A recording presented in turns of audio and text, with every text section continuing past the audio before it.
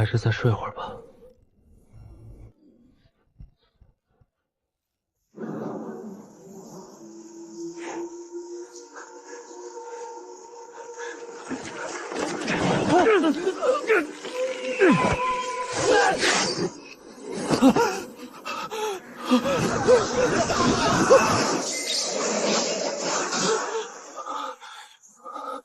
原来是我诈尸啊！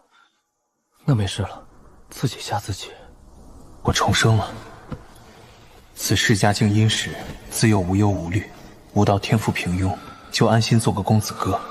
直至16岁时，面门之祸降临，我也被埋尸乱葬岗。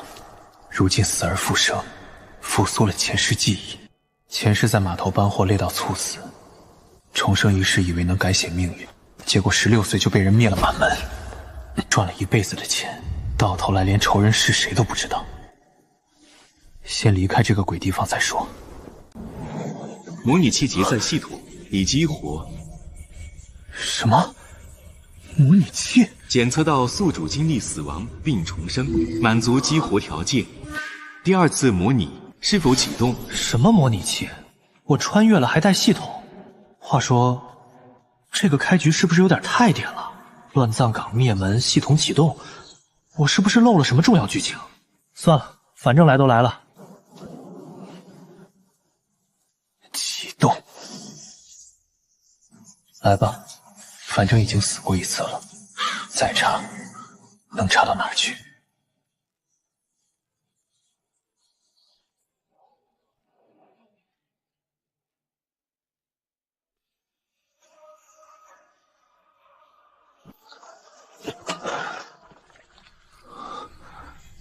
又是乱葬岗，模拟不是应该给我新的人生吗？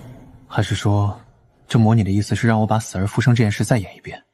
那这系统也太省经费了。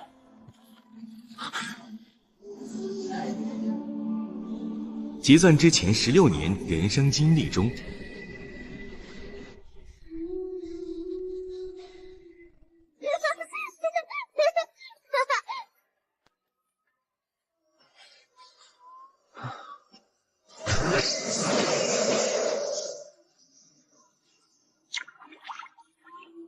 结算完毕，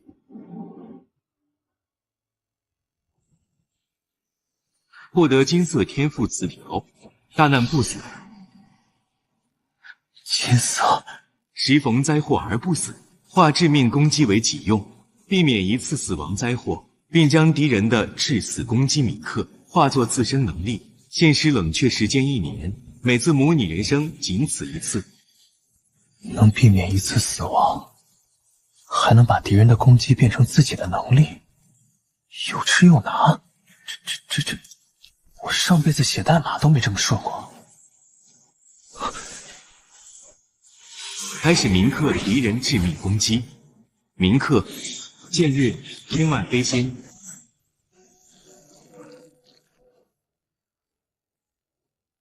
剑韵，这又是什么层次的东西？那夜灭门的人用的不是普通的刀法，是剑韵。寻常仇家犯得着用这种级别的手段？从刚才的金色资料来看，这剑韵天外飞仙大概是一张底牌，能用，但用完就得重新充能。以我现在的精神力，300年才能攒满一件。看来还是尽量少用。模拟正式开始，祝宿主一切顺利。开始吧。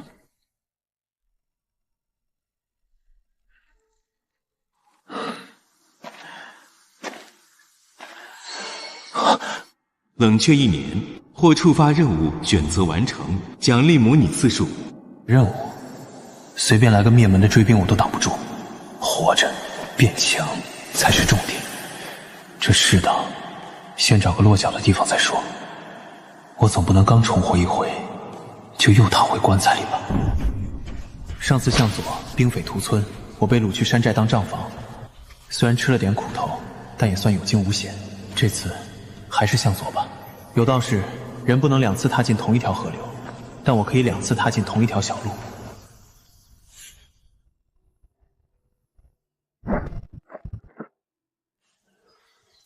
老人家，半路遭了劫，迷了方向，能否借宿一晚？只求个落脚地，不拘什么地方。进屋吧，粗茶淡饭，别嫌弃。山里人家没什么好东西。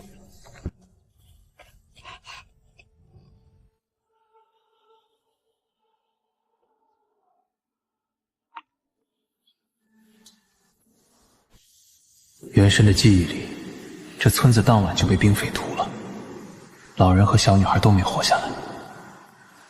这一次，我在这儿，谁也别想动他们一根手指头。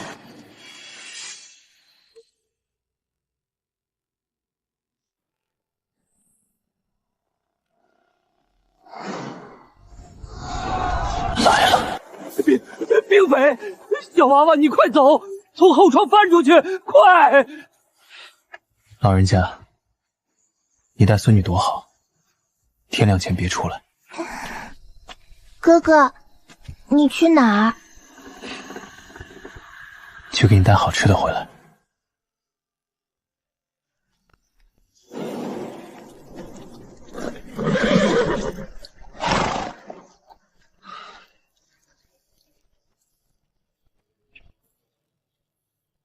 有小年轻，一人一剑就想挡路，你是活腻了，还是分不清死活？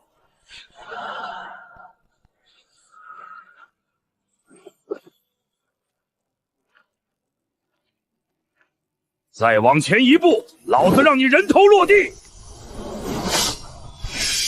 剑运天外飞仙，这可是攒了300年才元才有一件的好东西。用在这里，值了，反正也带不出魔泥。破！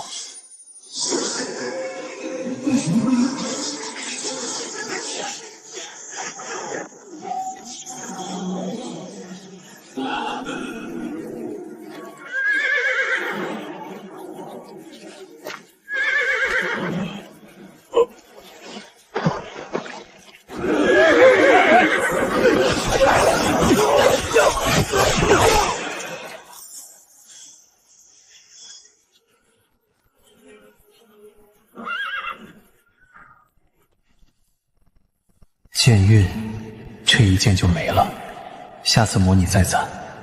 不过够本了。任务完成，诛灭兵祸，保护村落，奖励模拟次数1次。值了。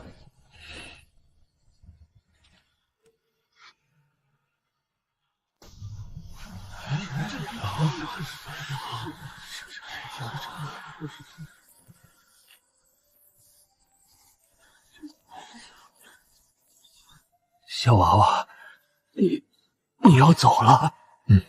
老人家，这些兵匪上头还有人，你们得搬走，去附近的县城躲一阵子。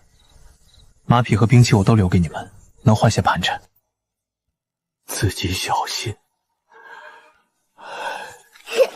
哥哥，给你吃。下次来给你带肉，我说话算话。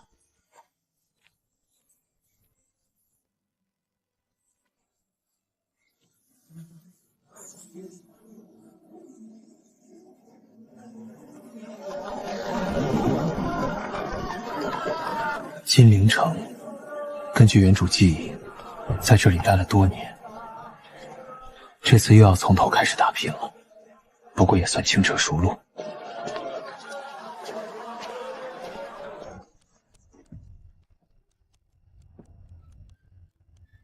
掌柜的，店里可缺账房先生？不缺。你多大年纪？会算账？掌柜的，您不用管我多大，我背一遍您上个月的流水，您听着就行。收银7两2钱，对布12匹，寿米5斗，净利1300文整。行，试用3个月，月钱照发。住的地方，商会隔壁有间空院子，你先住着。不过那院子旁边有个豆腐摊。你消息倒是灵通。豆腐摊，作诗。记忆里这碗豆腐花我吃了10年，到扬州都没能忘了那个味道。这一次总得换带点不一样的吃法吧。算了，原味也挺好的。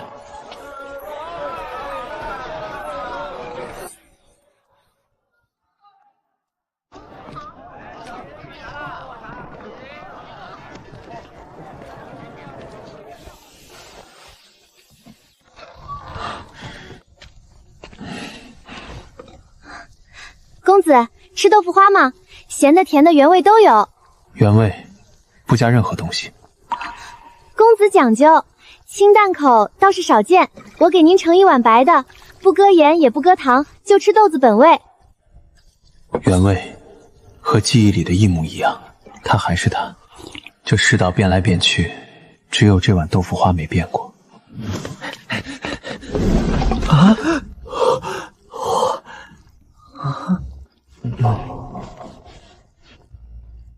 过来，我请。大哥，你真讲究。我叫庞亥，这是我兄弟徐辉。多谢大哥。老板娘，来碗甜的。咸的。甜的才是正道，咸的能吃吗？你味觉有问题。你放屁！甜的才是正道。10年后搅动天下的2豪杰，现在为了一碗豆腐花吵得面红耳赤。这世道果然什么都有可能发生。如果让10年后的他们看到今天这一幕，不知道会是什么表情。根据原主的经验，他们会在几天内消失，然后得到冰仙种木的机缘。这次我会跟紧他们，一步不落。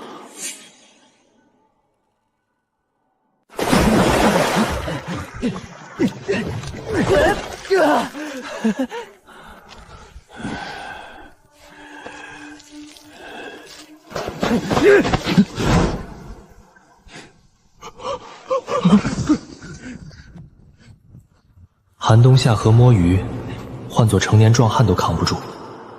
这2个小子却只是哆嗦片刻就恢复红润，气血运行沛然若流。这份底子，这份心性，难怪能接住冰仙注目的天大机缘。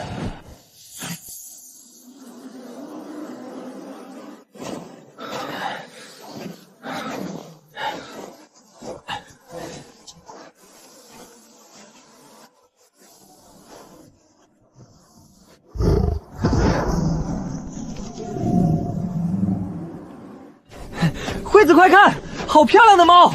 抓住它，冬天就不愁了。汉子，别追了，前面是断崖，危险！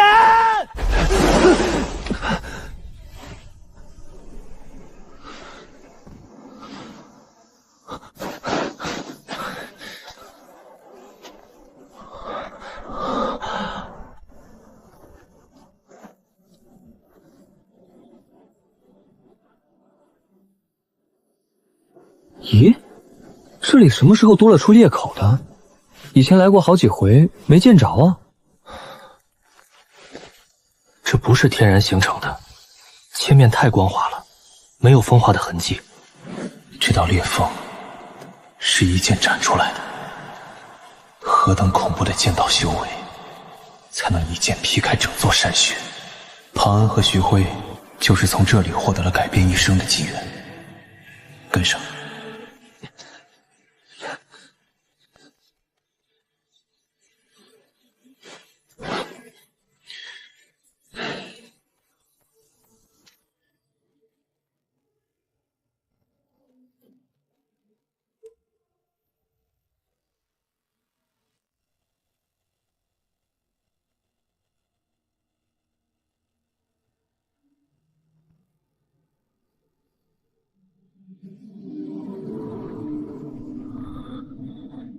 冰仙种木，冰仙是啥层次的存在？这世上真有仙人？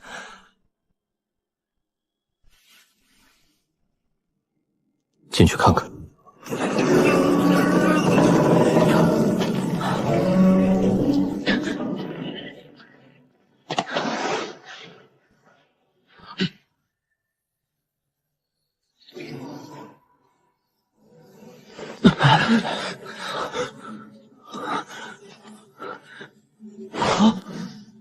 豆腐摊大哥，你怎么也在这儿？我山中修行，偶遇此地，误闯入来的。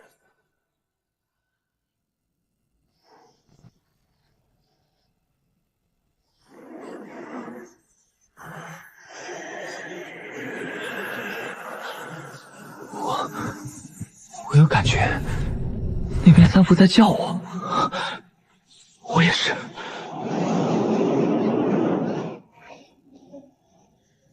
玉笛，九幅浮雕的第一幅，是整个冰仙众目的起手式与根基。虽然没有共鸣，但我先把它刻进脑子里再说，一个字都不能漏。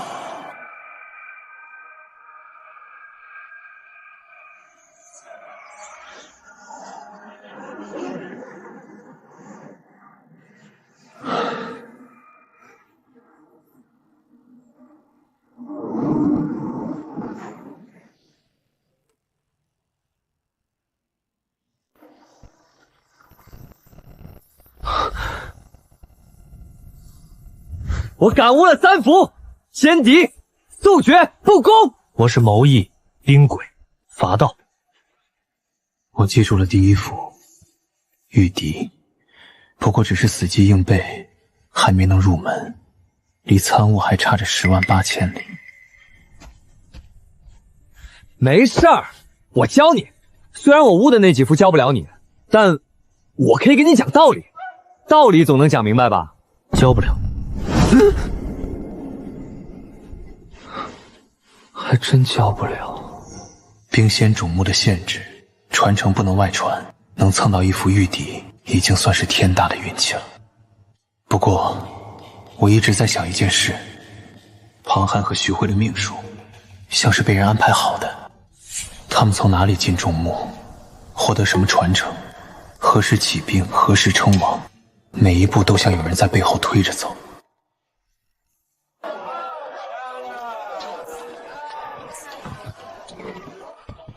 你们有没有想过，你们的一切，从进那道裂缝，到获得传承，再到未来会走的路，可能不是巧合。啥意思啊？大哥的意思是，冰仙种目像是专门为你们两个准备的，有人在后面操控这一切。大哥，你是说我们被人当棋子了？那你们打算怎么做？棋子又怎样？只要我手里有刀，谁把我摆上棋盘，我就砍谁的手。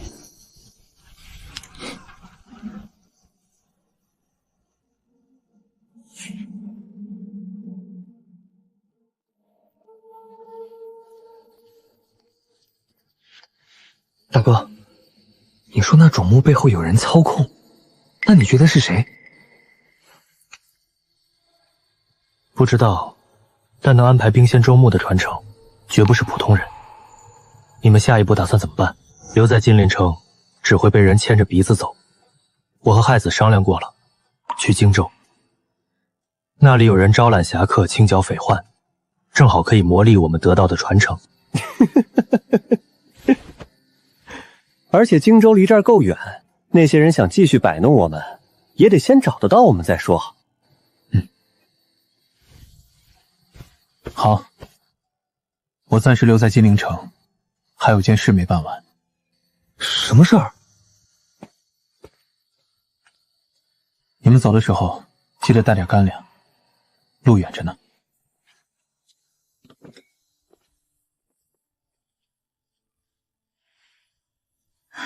公子来得晚，豆腐花卖完了。我知道，我来是想告诉你，那两兄弟明天就要走了。他们跟我说了，说要去荆州，说等站稳脚跟了再回来接我。你也保重。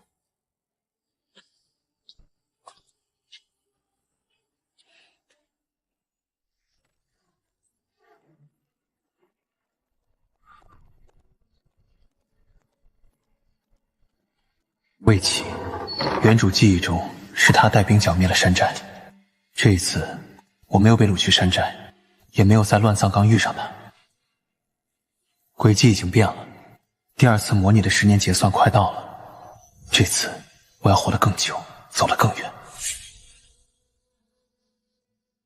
萤火乱舞，高阶身法，擅长乱局中游离挪移，辗转闪避。若萤火飘扬，翩跹唯美。这世道越来越乱，活着比什么都重要。打不过就跑，跑不过就躲，这不丢人。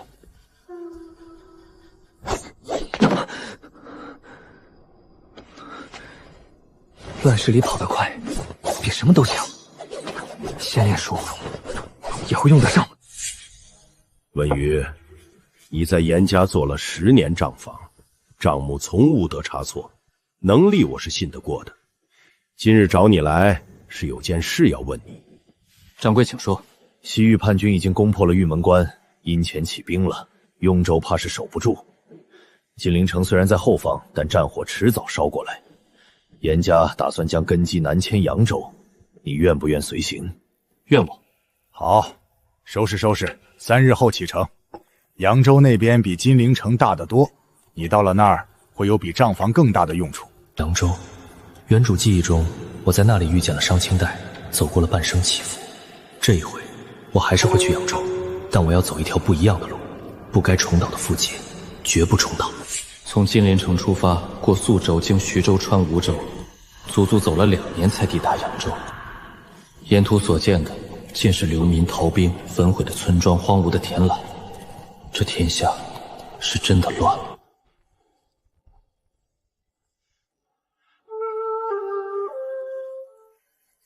多谢公子，多谢公子。好。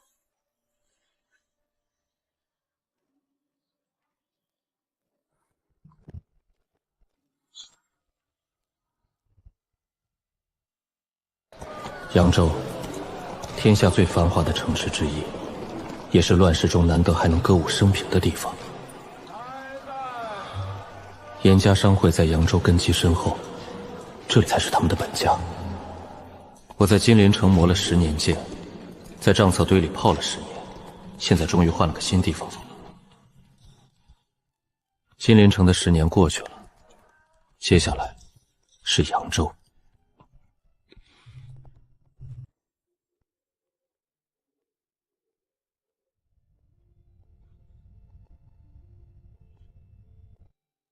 文宇，你在金陵城做得不错，扬州这边的生意更铺张，账也更繁。你先熟悉熟悉，有不懂的再问我。这间账房归你了。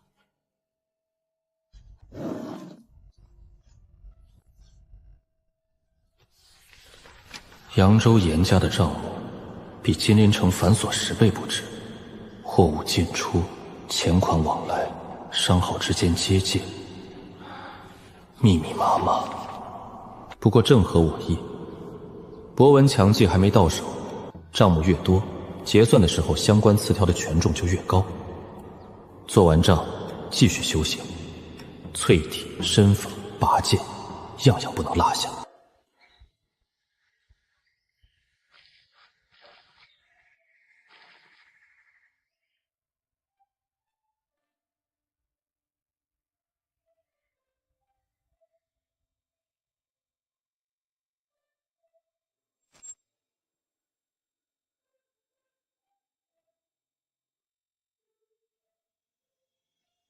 天下格局越来越清晰了。西域阴前占据雍州，庞海、徐辉起兵荆州，陈朝莽在扬州造反，大仓皇朝的半壁江山都在冒烟。扬州城现在看着还繁华，但底下暗流涌动，迟早要翻出浪来。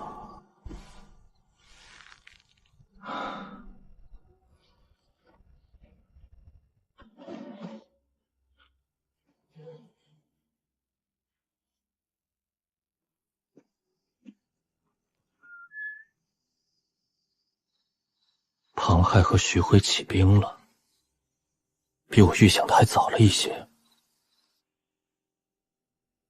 他们果然没有辜负兵线周牧的机缘。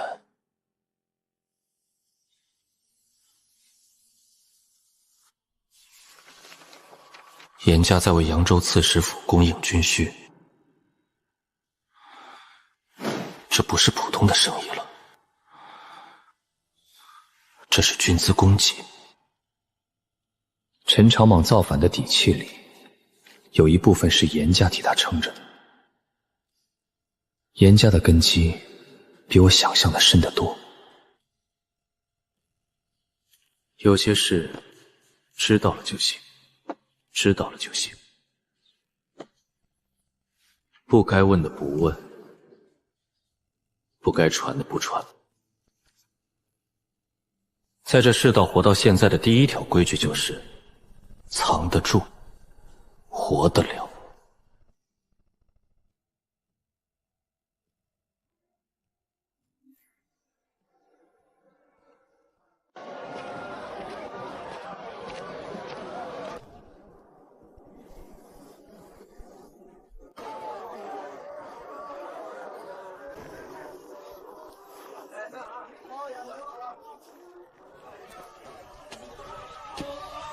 趁热吃，孩子也喂一点，凉了就没那么顶事儿了。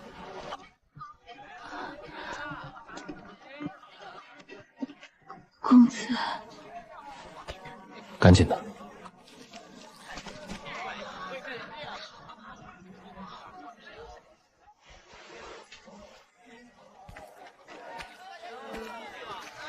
我见过太多这样的场景了，一个人能做的事很有限。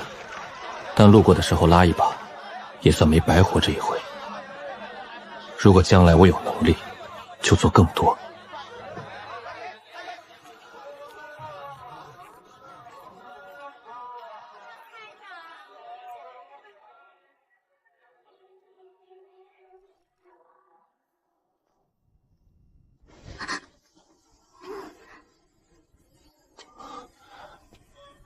你在这儿做什么？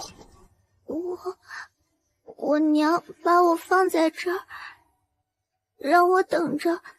她说去讨吃的。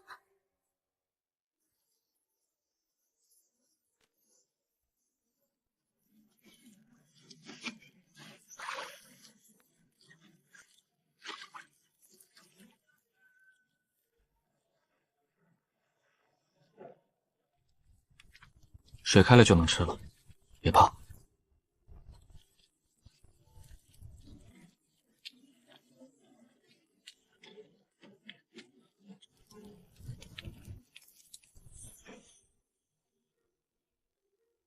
淬体6段，淬技终于破了，力道6000，比10年前翻了一番。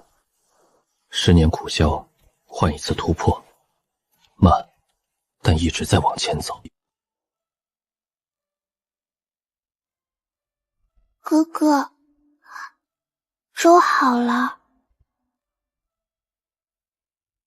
你叫什么名字？我娘叫我小河。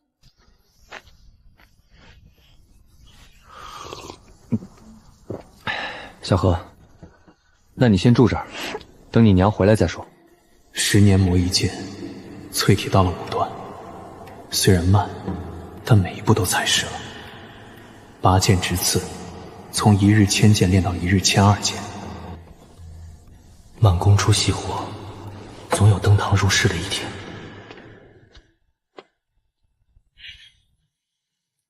文宇，上回进来要接一批重要的货运，数额巨大，需要心细可靠的人掌总账。这批货不同于往常，牵扯的铺面多，人手杂。我看了这些年你做的账，从未出过差错。这个差事你接不接？接。这批货的数额远远超出普通商贸的范围，粮食、铁器、药材，这是军需。严家果然在为陈长莽的大军供粮。我手里的这批总账就是军需总账。上次模拟中，我到了扬州之后才慢慢卷入这些事。这一次，我提前握住了筹码。魏齐30万大军南下了，朝廷终于要平叛了！骠骑大将军亲征，看那帮叛贼还能蹦跶多久！魏齐30万大军，记忆中，他一路平叛到扬州城下，打得陈朝芒只能困守孤城。这一次，一切照旧，但我手握军需账目，处在严家商会的核心位置，比原主更靠近风暴的中心了。议和了，朝廷派钦差议和了，这仗打了3年，死的人堆成山，到头来议和。魏齐都快打进扬州城了，朝廷这时候议和，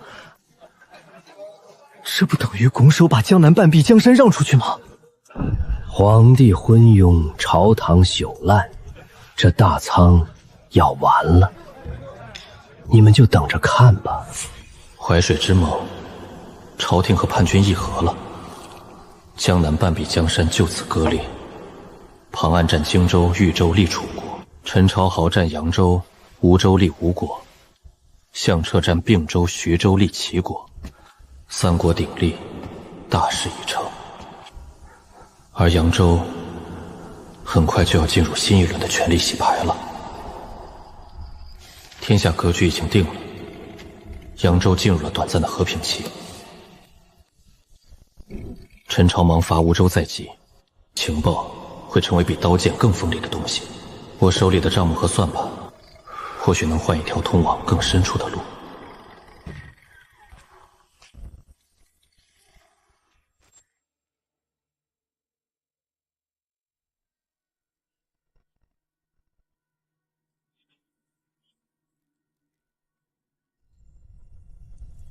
10年之期已到，是否结算人生？抽取天赋词条。来了，结算。又是10年春秋过，天下风雨乱飘摇。提笔算尽千帆帐，利剑藏锋万卷书。天赋词条抽取中，博闻强记，青色。青色词条，虽然不是金色，但比我预想的好。博闻强记，过目不忘，处理信息如流水。有了这个，以后处理情报就像翻自己口袋一样轻松。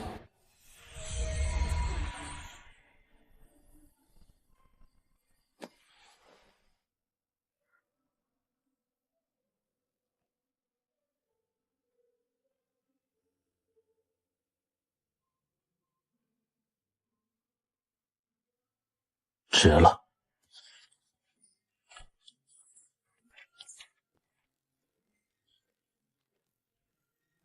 文宇，你看这么快，能记住吗？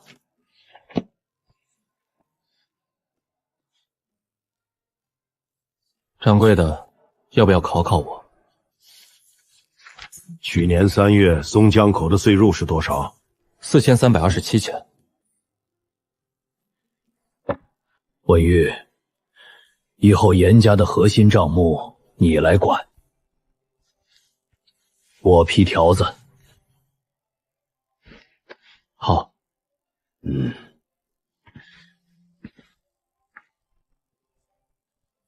博闻强记，有了它，从今天开始，我的眼睛看到的东西，就等于记下的东西。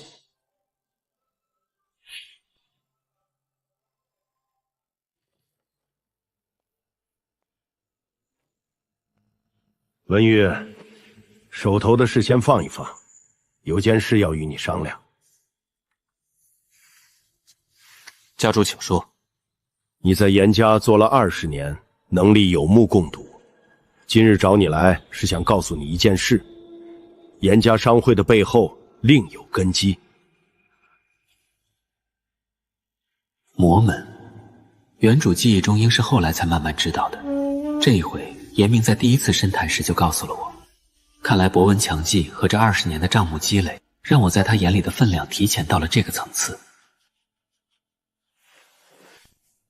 严家是魔门的钱袋子，扬州魔门有一位长老，近日要组建一支新的情报机构，需要一个精通算账和情报筛选的人才。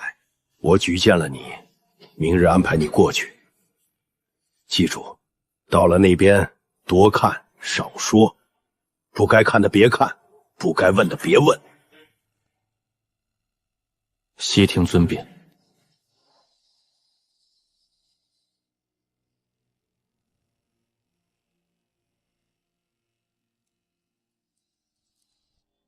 魔门，上清代，记忆中原主和他在那里相遇、成婚、诀别。这一次我还是会走进去，但不会再让同样的结局重演。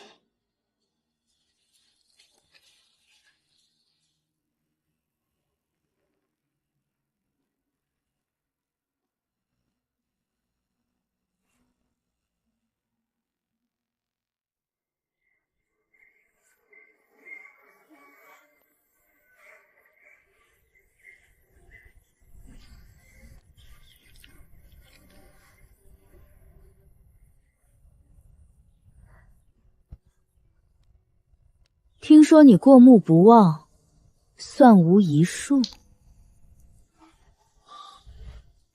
小聪明罢了。我考考你，上个月各地的入关的税收分别是多少？金陵城收入4314钱，扬州城收入5637钱。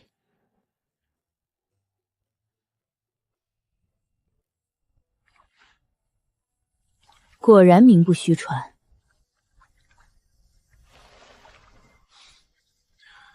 长老过奖了。以后你归我管，明日起过来做事，别迟到。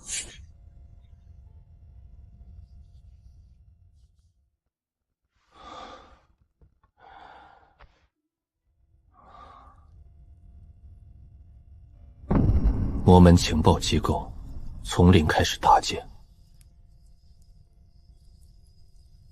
上清代还是一眼就看中了我，和他上次一样，但他不知道我已经见过他的结局了。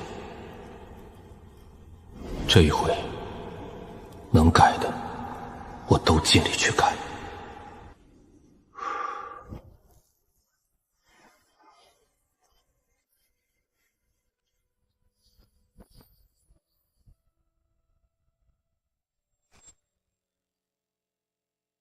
温雨，今日有个重要人物要来扬州，他点名要见你。点名见我？魔门当代传人，公嗣。公司那一夜雨下的长街，现在还印在脑子里。这一世，我还没准备好面对他。但既然他点名了，就躲不开。你紧张？有点，但该见的躲不掉。你就是商清言新招的那个账房，听说你过目不忘。是。我这人最讨厌算账，但魔门的钱总要有人管。你既然能算，以后扬州魔门的账目也归你管。是。你腰里那柄剑是谁给你的？他看出什么了？还是只是随口一问？谨慎小心为妙。一位军中故人送的，多年以前的事了。行吧，你且退下。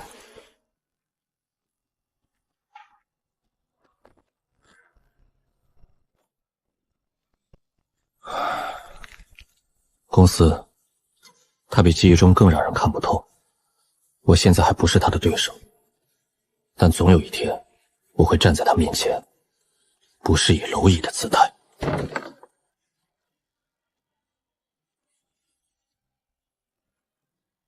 他说什么了？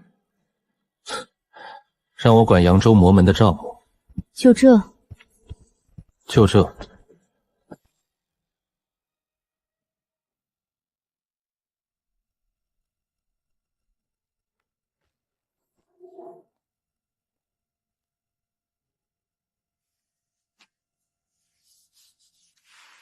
怎么，遇到难题了？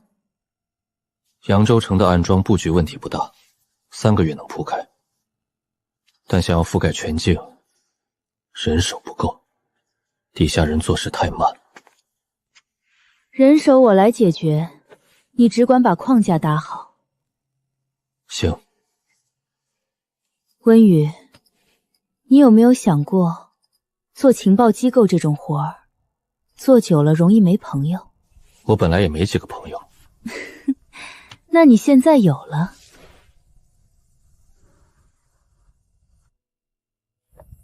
我去给你调人手，3天后到位，到时候别让我失望。不会。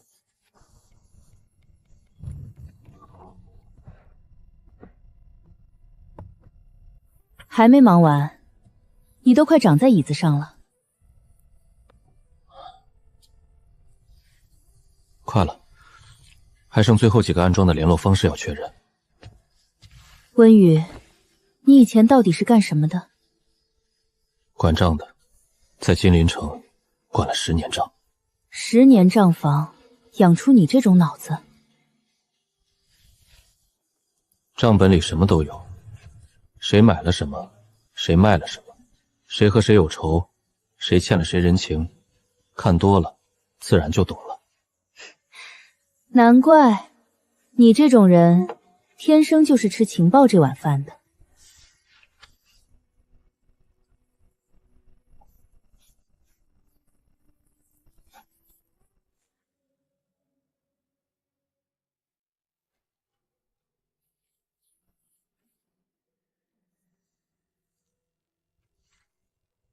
梧州那边顶不住了，陈朝莽的大军已经过了淮水，前锋离梧州州府不到100里。这么快？梧州世家联盟还在硬撑，但人心已经散了。内部有人开始跟陈操莽暗通诡曲，最多3个月，梧州就会落入陈操莽手里。梧州陷落，扬州就是前线，情报机构必须在战争全面爆发之前完成布局，否则就是瞎子。我需要派人去梧州，趁梧州还没完全陷落，把探子安插进去。每个城门至少1个人，州府的几个大仓库都要有人盯着。你确定？梧州现在乱得很，派出去的人很可能回不来。风险大，回报也大。梧州陷落过后，需要大量情报来稳住他的新领地。到那时候，我的人已经在里面了，迟1天就少1个人。行，你挑人，我批条子，名额不限。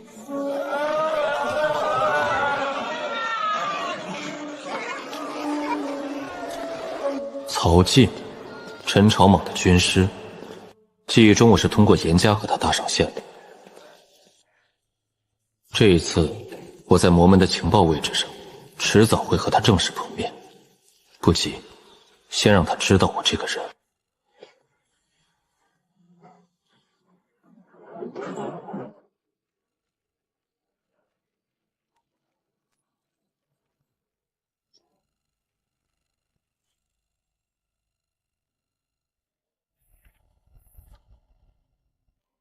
你的人还真把网铺进去了，梧州城里的几个关键据点全都在你名单上，连陈朝莽前锋营的粮草转运路线都摸到了。还差得远，现在只是有了眼睛，还没有耳朵和嘴。传递信息的渠道还要加固，不然消息传回来的时候就已经过时了。你放手去做，我已经跟上面打过招呼了。扬州魔门的情报预算你说了算。那我要加点人手，最好是熟悉梧州本地地形的，能在城外小路走夜路不迷路的那种。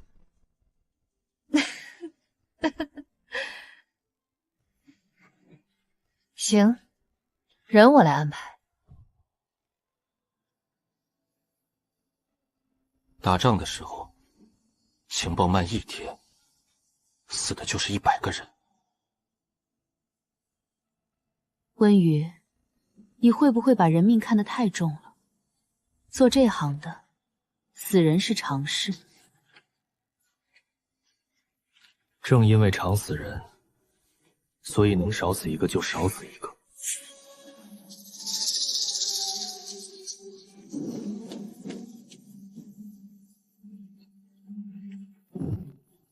梧州陷落前1个月，温宇的情报网已经覆盖了梧州州府和3个核心县。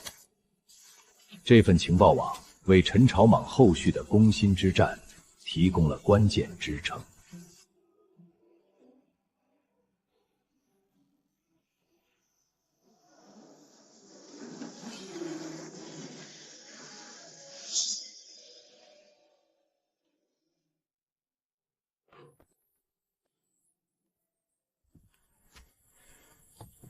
今天没茶了，凑合喝这个，别嫌弃。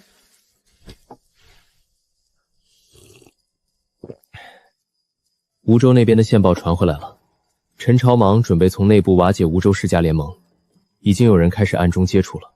那些探子传回来的，梧州联盟内部裂了，有人在偷偷跟陈朝莽的人碰面，最多再撑1个月，联盟会从内部散掉。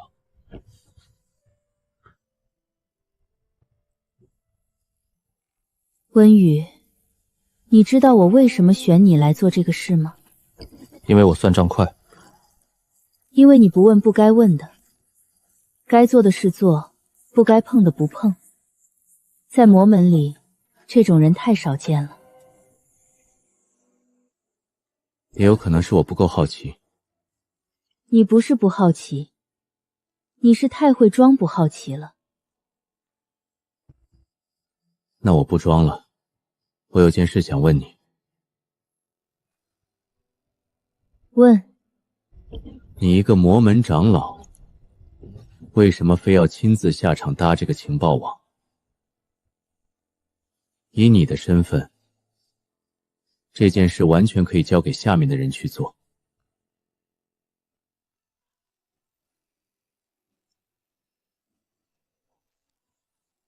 因为这条路是我选的，总得自己走完。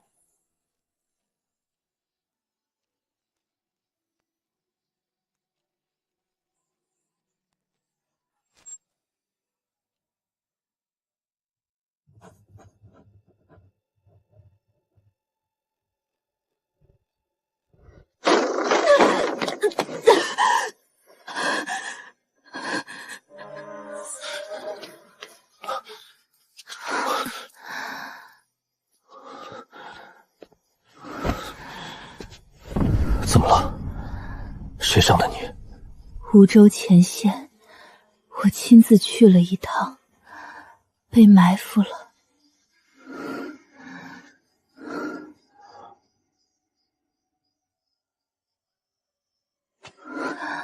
我去请医师。不用，我知自身情况。命轮碎了，就算伤愈，以后也实力十不存一。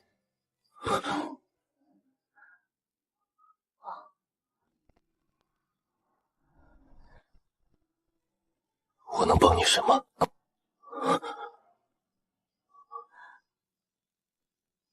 温宇，我要你娶我。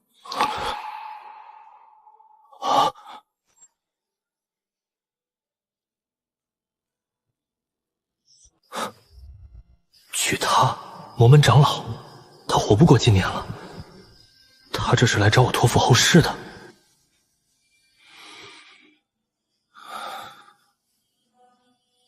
上清代，你明说，你想要的到底是什么？我倾尽全力助你登高，你在我死后替我守住情报网，这是交易。各取所需，但直接说出来，还真直接。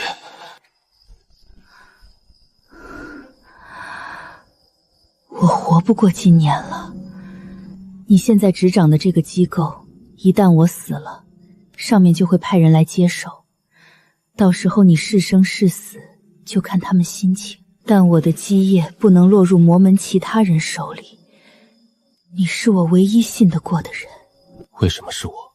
因为你对我没用，你没背景，没靠山，不依附我就活不下去。这样的人才不敢背叛我。而且，你确实聪明。他说的没错，他需要一个人在他死后继续运转这个情报网，而我需要一个平台成长，各取所需。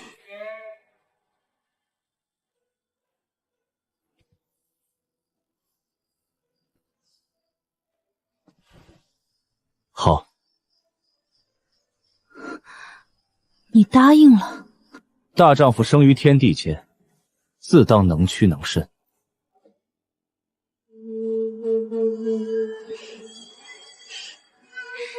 你这张嘴，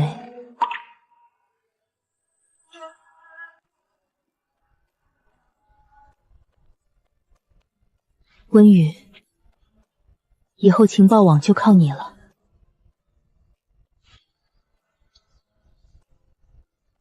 放心。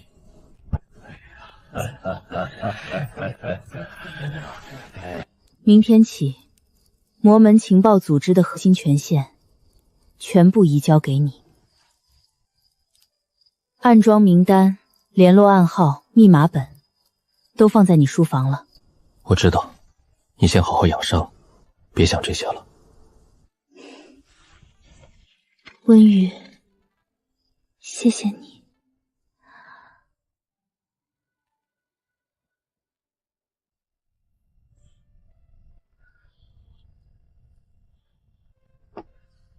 温雨，有件事我要提前告诉你。我重伤之后实力十不存一，但有些底牌还在。如果到了生死关头，我能爆发一次，但只有一次。用完之后，就真的什么都没了。我记住了，不会有那一天的。你这个人，嘴上说着能屈能伸，心里其实比谁都硬。你嘴上总是说软话，心里却比铁还硬。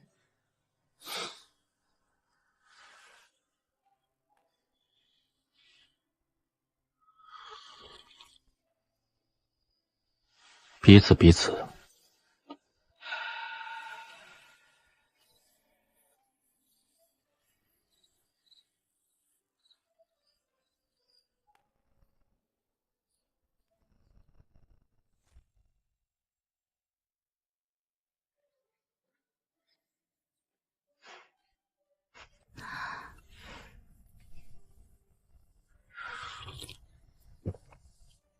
梧州那边怎么样了？陈朝莽的攻心之策见效了，梧州世家联盟已经松动了。有人在私下接触陈朝莽的人，你先把药喝完再说正事。你煮的药比以前苦了。我多放了一味提气的药材，医师说对你伤势有好处，能多掉几天精神。温雨，你不用刻意做这些。我不是刻意，我是觉得你能多撑一天就多撑一天。好。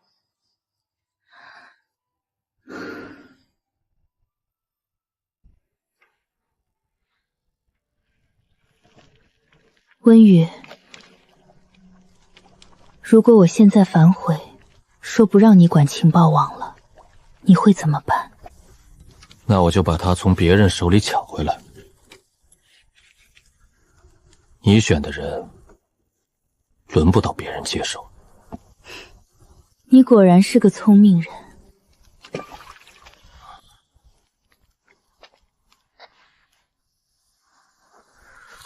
温雨，以后每年清明给我带一碗原味豆腐花。行。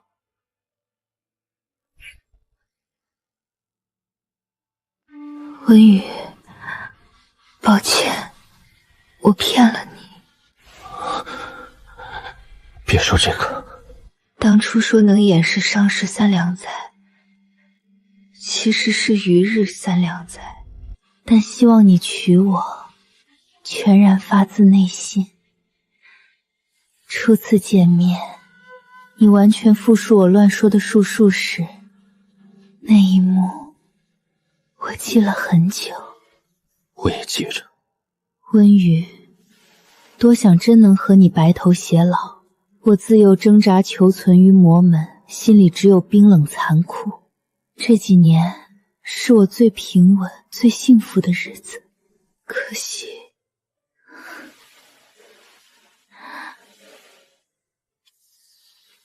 我为你留了圣气功法，在梳妆盒里，别急着突破，先养好身体。你说的话我都听。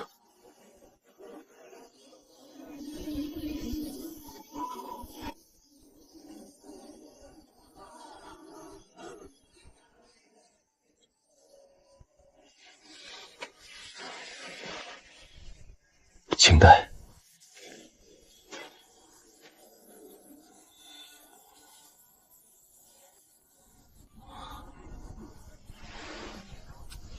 原味的，你尝尝。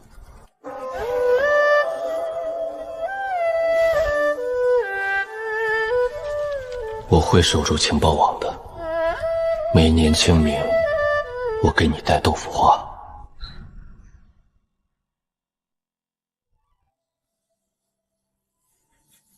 商清带走后，我把情报机构交给了信得过的人接手，闭关修行。3年了，第一次突破失败，经脉受损，休养了2年，今天再试一次。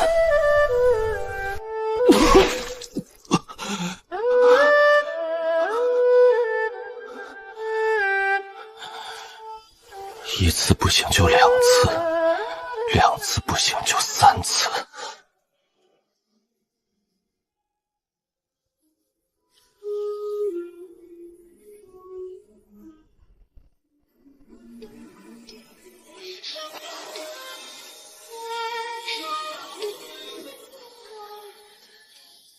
40年，终于踏入了圣期。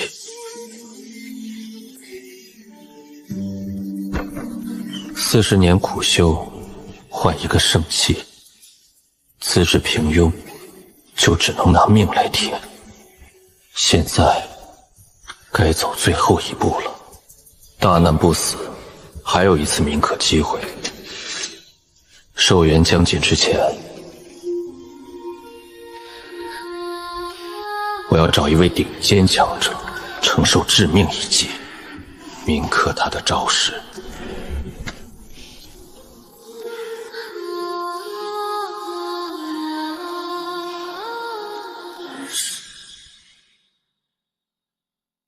以我现在的地位和情报网，想以魔门公司现身并不难。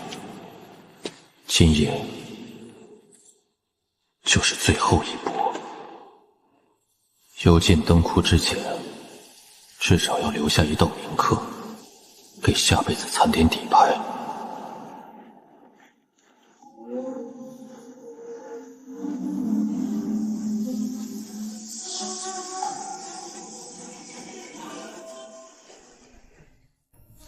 温宇，魔门情报机构的执掌者，你刻意引我出来，有何目的？在下幽禁灯窟在即，欲在最后时刻见识一下武道崇高之境。有趣，你一个2境圣器，来见识武道崇高之境。此剑名为拔剑直刺，唯有一字：莽。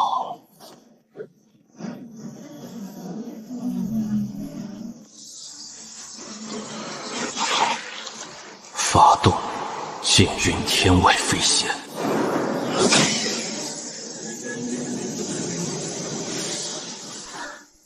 雍州剑宫的剑运，你怎会拥有？此剑如何？尚可。触发大难不死，但铭刻至此攻击一次，是否铭刻？铭刻。今刻中，魔门秘术，乱序立场。又是棺材，不过这次值了。模拟结束。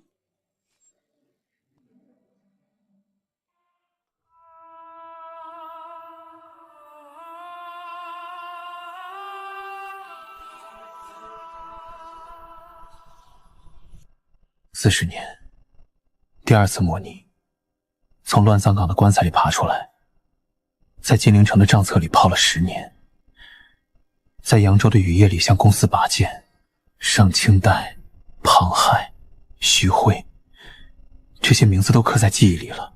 下次模拟，我要走得更远。结算。蓝色词条，情报大师。这能力在模拟和现实里都能用，以后走到哪儿都能把周围的事情看得清清楚楚。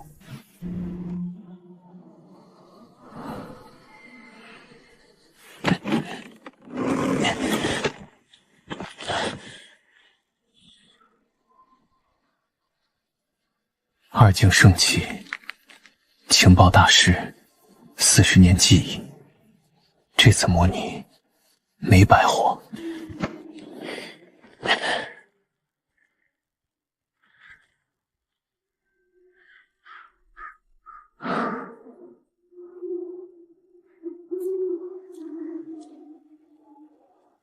模拟结束了，接下来现实还有一场仗要打。上一次模拟里，我在这条路上选择了毫无保留。这一次，我已经有了实力。当初在模拟里吃的苦，总得在现实里讨回点什么来。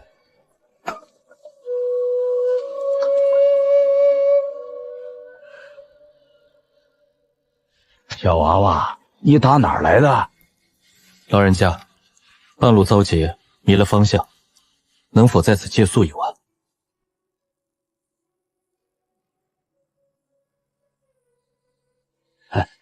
进屋吧，粗茶淡饭，别嫌弃。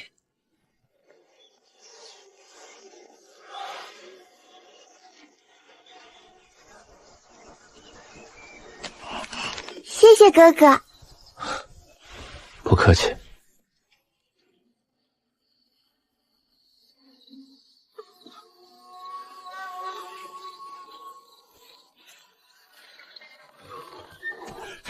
小娃娃，你快走，他们是兵匪。老人家，你带孙女躲好，天亮前别出来。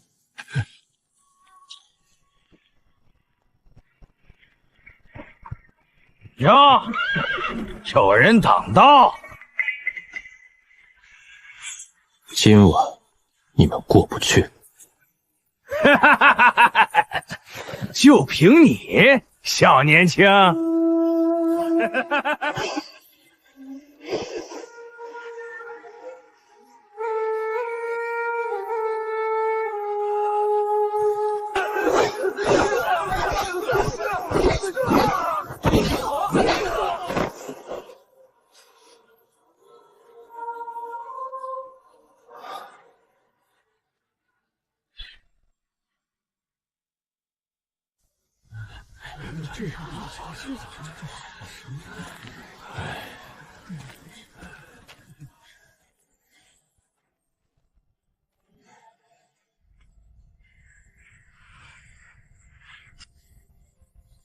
老人家，这些兵匪上头还有人，你们得搬走，去附近的县城避一避。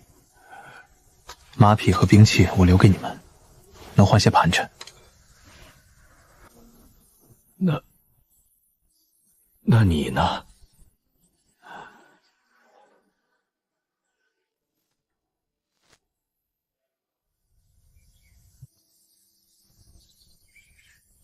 我还有事要做，走了。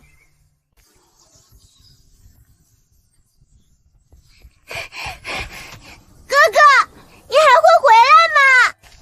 会的，下次来给你带肉。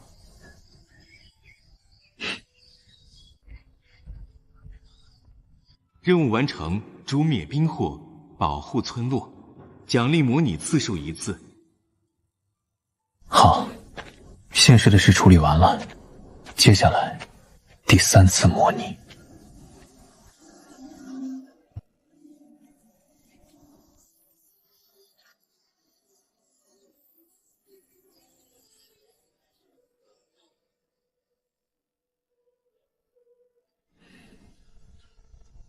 模拟器启动。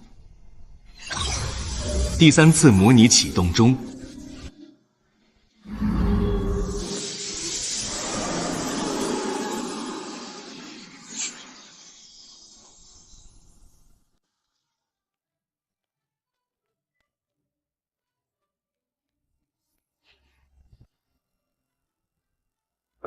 公子吃豆腐花吗？咸的、甜的、原味都有。原味。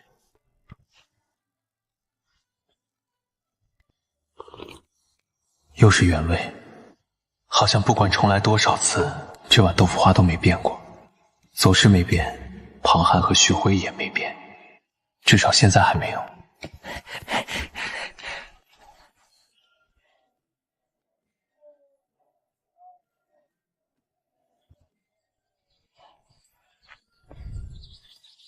过来，我请。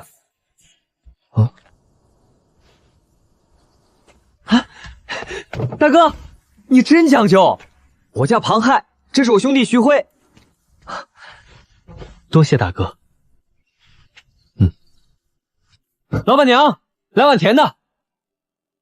老板娘，我要一碗咸的。你疯了？豆花当然是甜的。咸的。甜的。咸的。甜的。咸的。甜的，甜的才是正道。你味觉有问题。再一次模拟，一切重新开始。庞汉、徐辉、冰仙种木，我都知道他们会在哪里出现，什么时候消失。但这一次跟上次不一样，这一次我要控制全局，让他们按着我的路子走。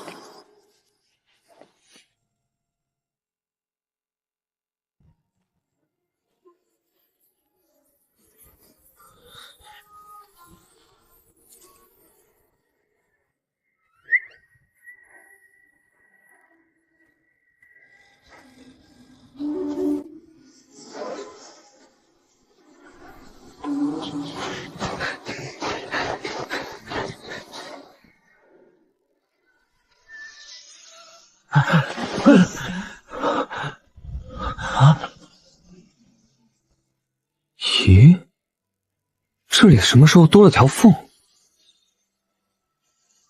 不像天然形成的。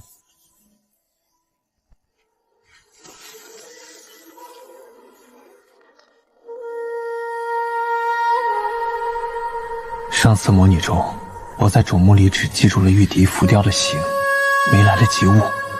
这一次，我要看到更多。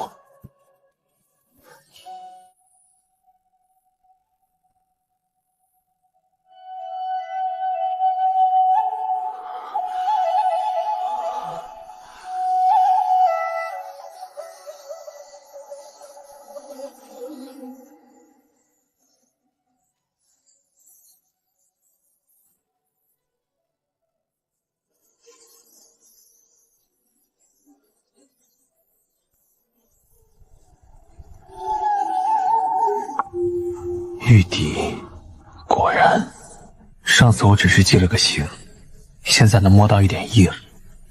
虽然只是一点，但够用了。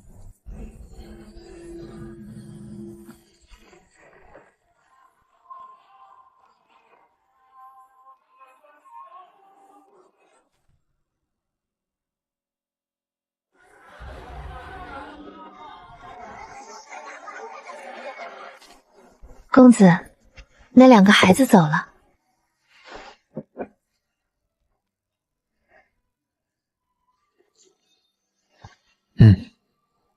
他们会有出息的。公子，你要走吗？要去一趟西域，找个人。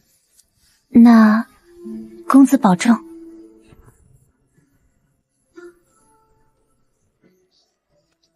这碗豆腐花，我回来再付。我给你留着。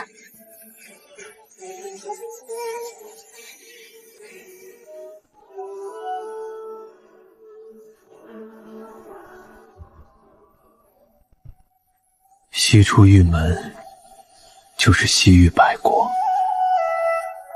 姑姑温妃在楼兰，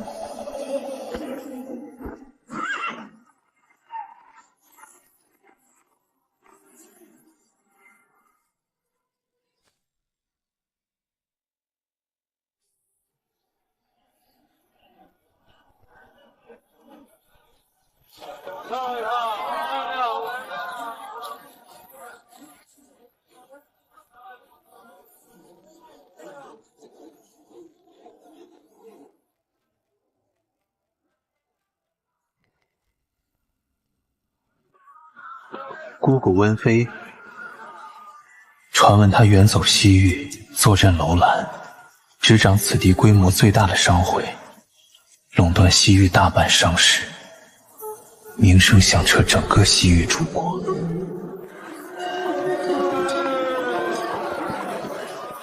传言不虚，她果然还活着，好好的活在了这大漠孤城之中。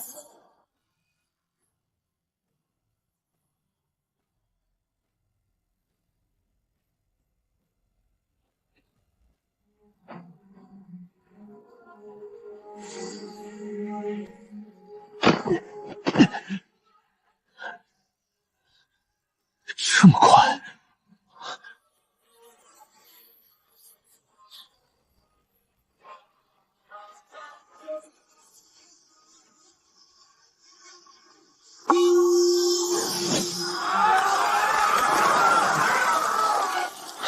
向左，向右，气息伪装，身形隐匿，躲！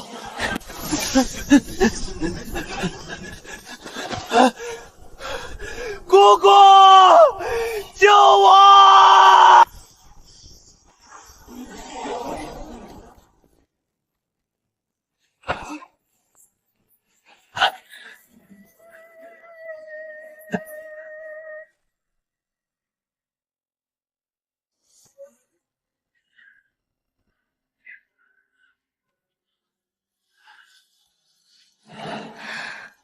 住手吧。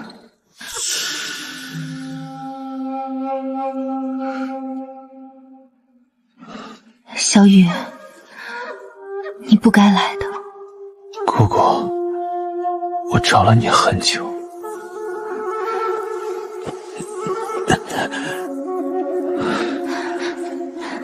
进来说。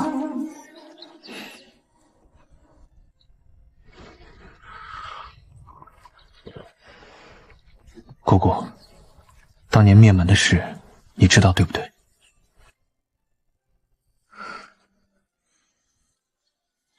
知道，但我不能说。为什么？因为说了，你活不过今天。有些事情，不是知道的越多越好的。这是传送符箓，能送你离开楼兰，我只能镇住一时，无法违逆长久护你。离开楼兰，你依然会面临追杀，姑姑只能帮你至此。姑姑，下次见面，你能告诉我吗？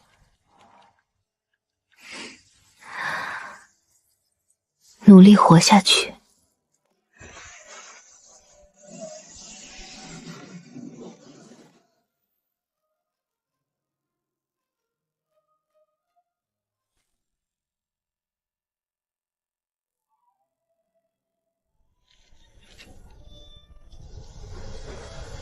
姑姑说我一离开楼兰就会被追杀，果然，未卜先知满屏红色。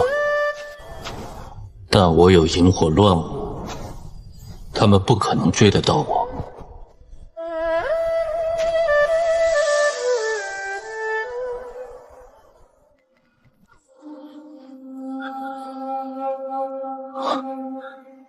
卜卦追踪，果然来了。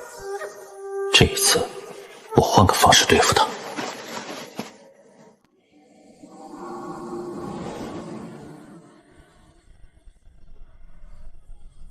西域的追杀已经开始了，那个卜卦少女在后面追，前面还有雍州剑宫的剑修拦截。这一次，我要在西域大漠里跟他们玩一场捉迷藏。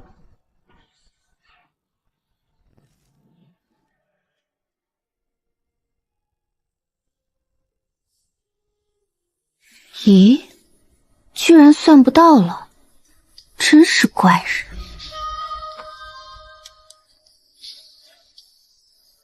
算了，不急，反正师傅说了，他在西域就跑不掉。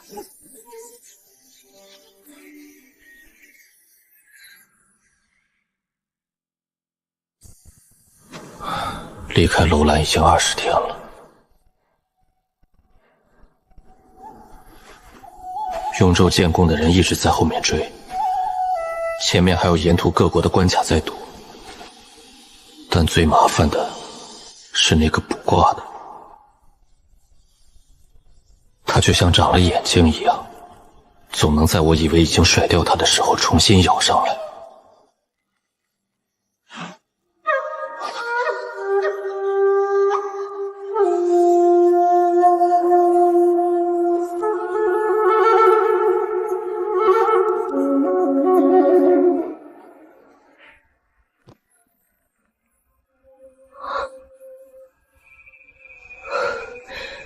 又断了，每次快要定位到他的时候，就突然消失。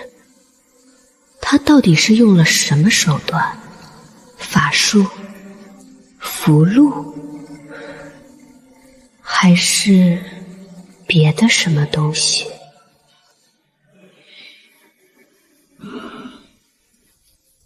雍州剑宫的人也追得越来越近了。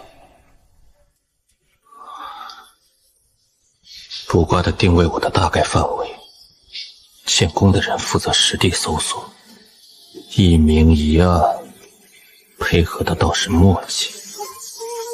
不过我跑得也够久了，该换个策略了。一直躲不是办法，跑得再快也会被围住。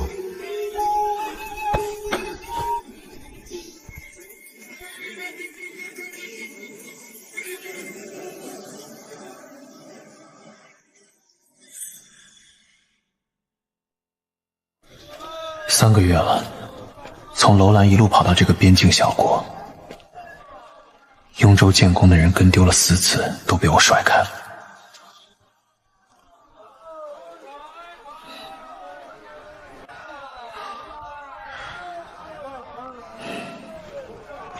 唯独那个卜卦的，他始终能在3、5天内重新锁定我的大致方位。这样下去不是办法。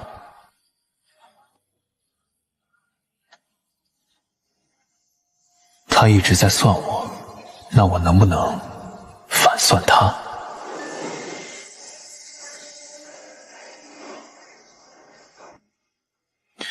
不行，我的卜算之道只是粗通皮毛，做不到精确定位。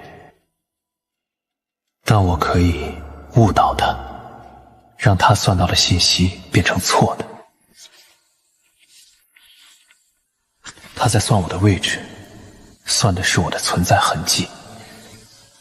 我留下足够多的假痕迹，他的卦盘就会收到多条信息，分辨不出哪条是真的。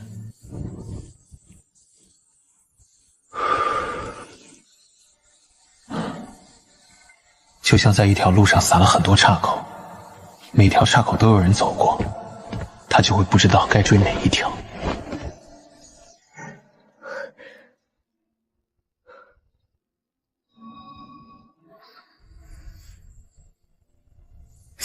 个位置，他是分身了，还是故意的？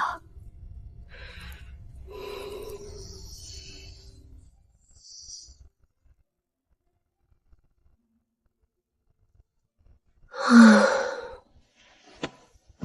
真狡猾。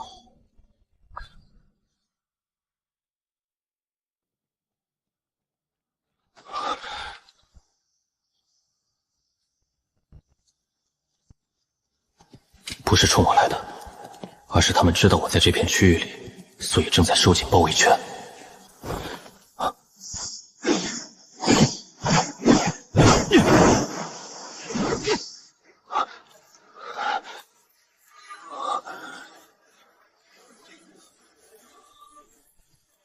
上当了，雍州建功的追兵示儿，真正的大禹是那个卜卦的，他把我的退路算死了，逼我暴露位置，好让追兵把我逼到无路可走的地方。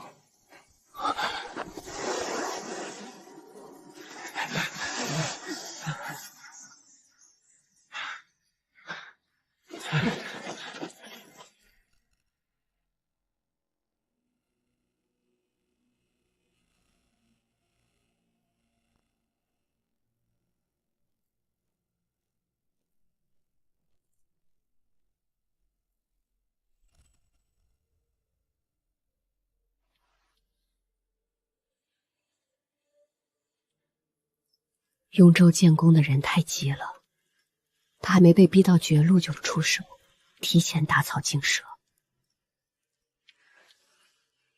如果让他们多跟一点，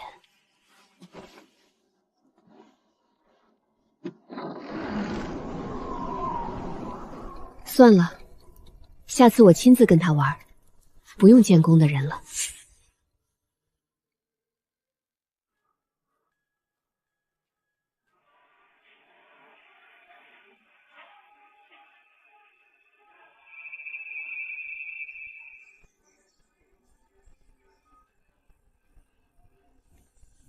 1年了，从西边逃到东边，从北边绕到南边，我几乎把半个西域都跑遍了。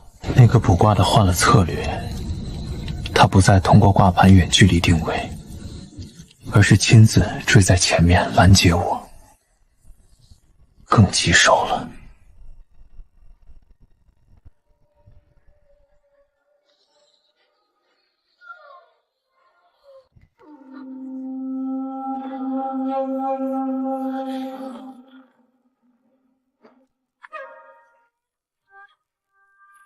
我知道你在这附近，出来吧，我不动手。他挤我出去，我才不上当。他说不动手，可谁知道他手里那挂盘是不是另外一种武器？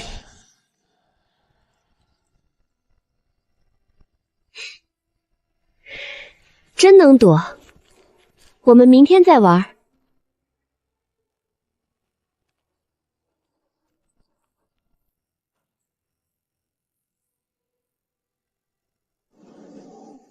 明天你找不到我的。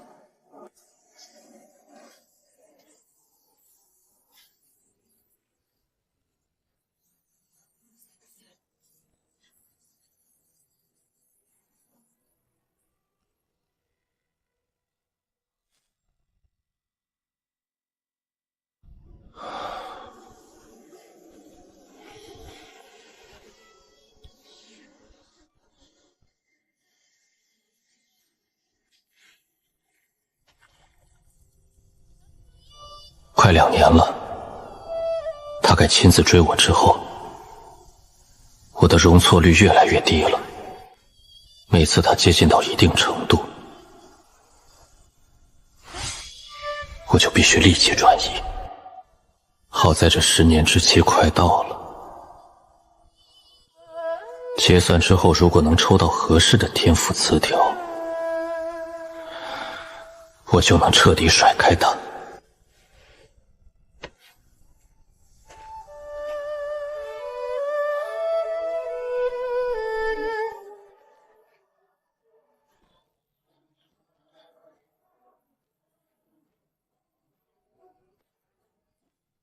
算到你会从这里过。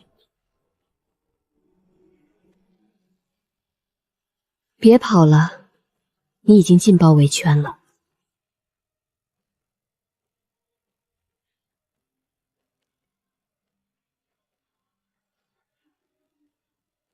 包围圈？你觉得我在这里出现，就不是我算好的吗？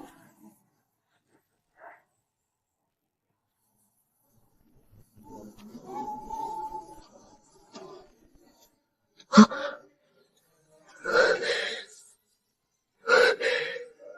又跑了。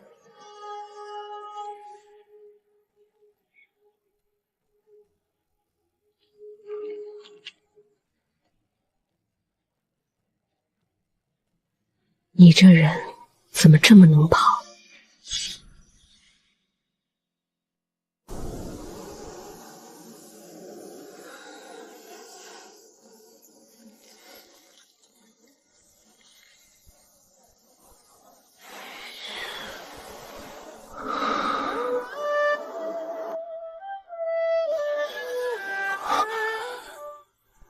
？10年之期已到，是否结算人生？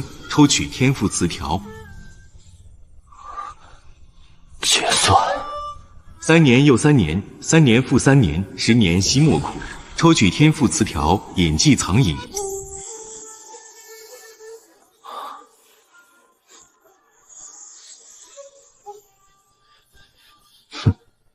蓝的，够用了。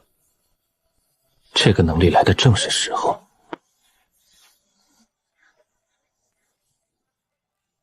隐迹藏影，抹除痕迹，藏匿阴影，化身虚无。有了这个，他再也算不到我了。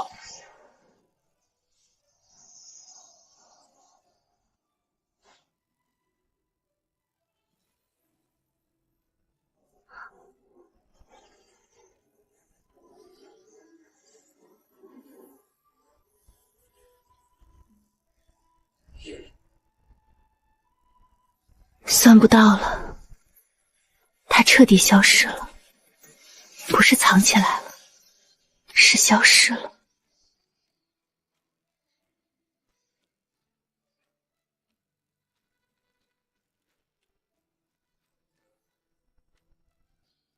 温雨，这一局你赢了。有了隐迹藏影，未卜先知终于不再满屏红色了。关上的守卫再多，都挡不住一个不存在的人。玉门关虽然设防森严，但对我来说已经不够看了。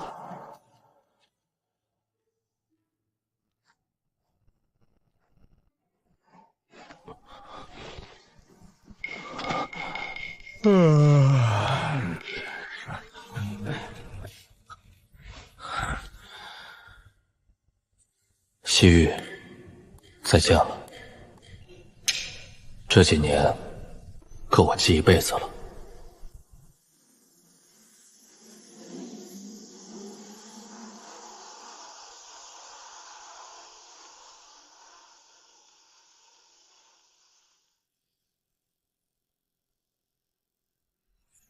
雍州现在被阴钱掌控着，表面还算太平。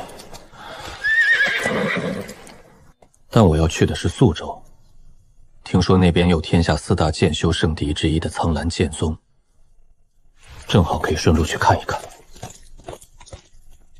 剑修圣地，正好我现在也算半个剑修。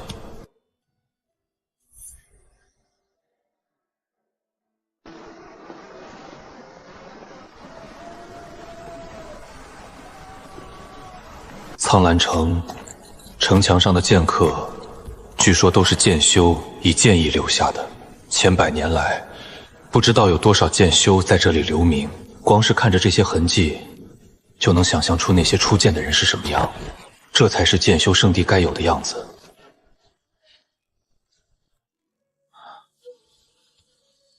这位兄台，请问这城墙上刻着这些剑痕，是什么来历？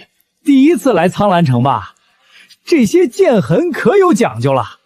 据说苍兰剑宗立下规矩，凡自认剑艺不俗者，可于城墙留下剑痕，以此分高下，免去生死厮杀。你看到的这些，全是千百年来剑修留下的印记。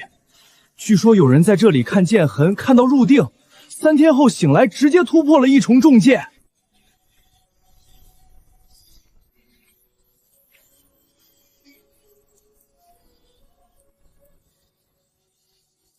剑痕、剑意。更关键的是，这里面据说有无上剑修留下剑意残痕，千百年不灭，若能参悟，受益无穷。不过嘛，大多数都只是普通刻痕。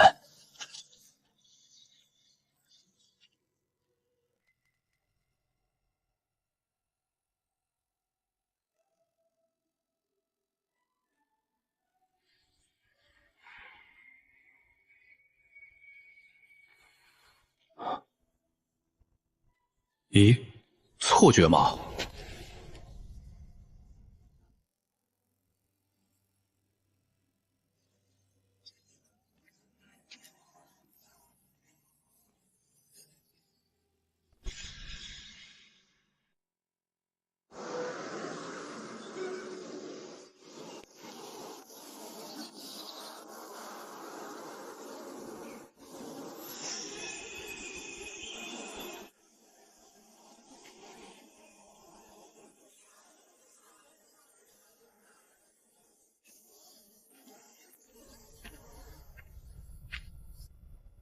阁下有登山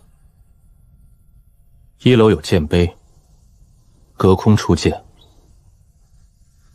斩出金石之音即可。记住，只能用剑技，剑气不行。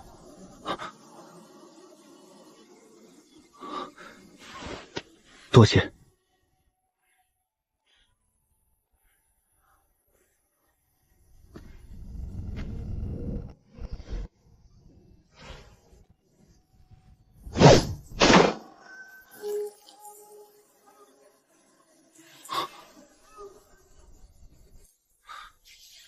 极致的剑技，倒是难得。请问过关了吗？请便。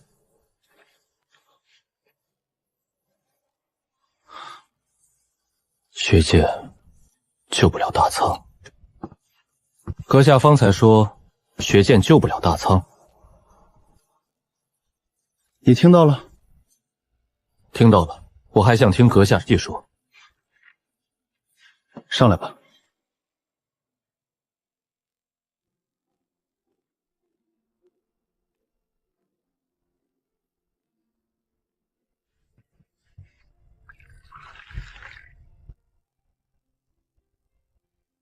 我是苍阳剑宗当代剑手，天生剑种，16名剑意。人人都说我有望登临剑仙之境。你说如今天下烽火四起，大苍风雨飘摇，我有剑，但我杀不尽天下贪官，斩不断世家根脉，灭不了人心贪欲。所以啊，学剑救不了大苍。那你想做什么？读书，考入中庭，入朝为官，用笔不用剑。我还没找到那条路，但我打算先读遍诸子百家，看看能不能走出一个人间太平。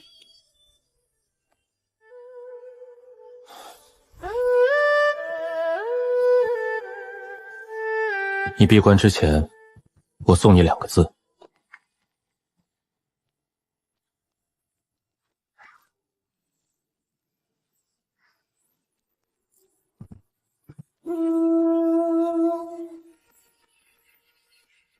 龙场。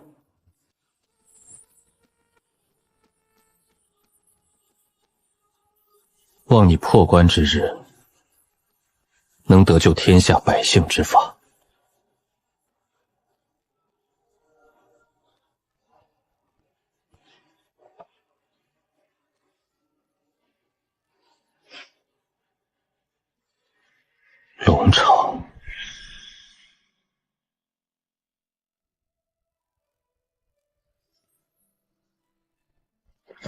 苍兰城一别，不知何时才能再见到了吕正。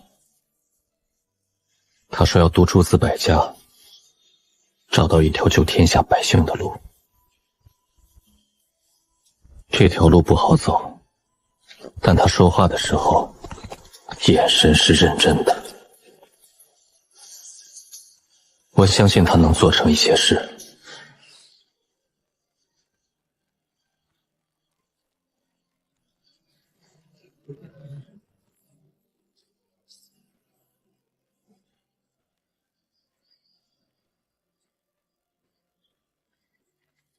徐州玉霄山，道府三大圣地之一的太素宫就在此。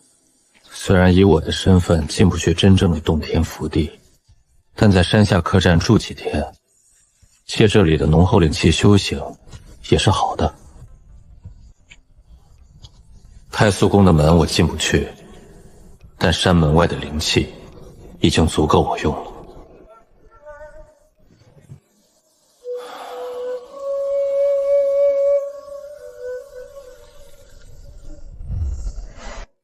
圣气圆满，终于走到了这一步。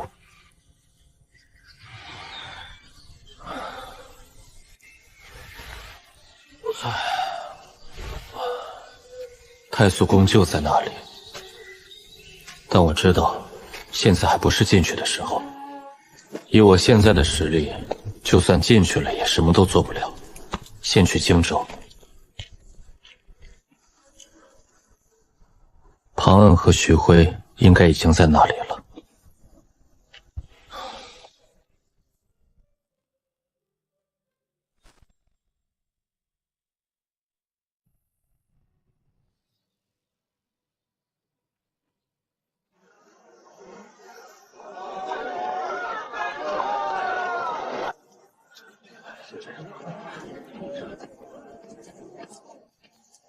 襄阳城，当年庞汉和徐辉在荆州起兵，一路披荆斩棘，征战四方，最终选定此地作为根基。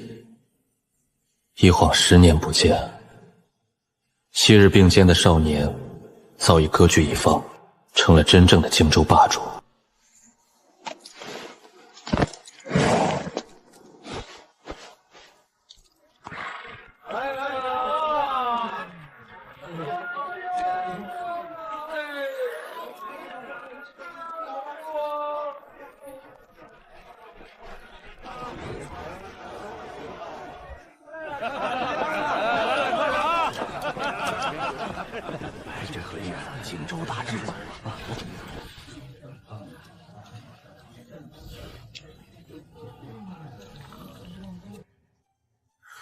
他们终究是彻底成长起来了，不再是当年青涩懵懂、前路未知的少年郎。如今世人皆知荆州势盛，少帅庞汉骁勇善战，杀伐果断，镇守一方疆土。公子徐辉智计卓绝，运筹帷幄，执掌荆州政务。这2个名字早已响彻江汉，名扬天下，成了乱世之中举足轻重的存在。只是阔别10年，人事浮沉，人心难测。在正式登门相见、叙旧畅谈之前，我必须先确认一件最关键的事。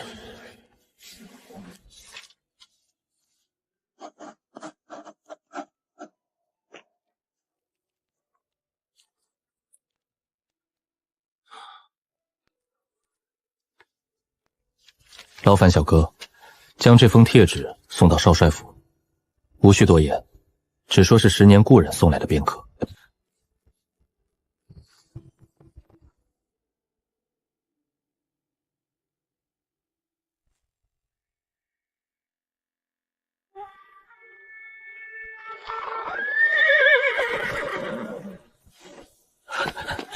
温大哥，真的是你！10年了，你他娘的还活着！我们都以为你死在西域了。轻点，轻点，我身子骨没你硬，骨头都要被你拍散架了。大哥，回来就好。散了，散了，都滚回去，别在这杵着碍眼。走走走，回府说话。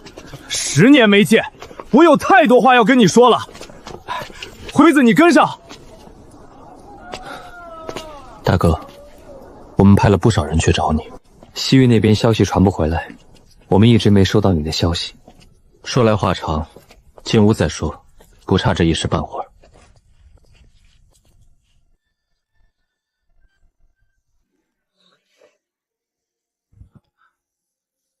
大哥，你从金陵城去了西域，怎么就音讯全无？我们还以为你……说来话长，西域楼兰、雍州建功、玉门关，一路走过来的，中间出了些状况，耽搁了太久。雍州建功，追杀你的是雍州建功的人，算是吧，都过去了。我现在不是活得好好的吗？那你这次来了靖州，就哪儿也别去了，这儿有你2个兄弟在，还有左姐姐。她这些年一直记挂着你，比我们还急。左师，他还好吗？左姐姐在府里，我们起兵后就把她接到襄阳了。她一直记挂着你，时常问我们有没有你的消息。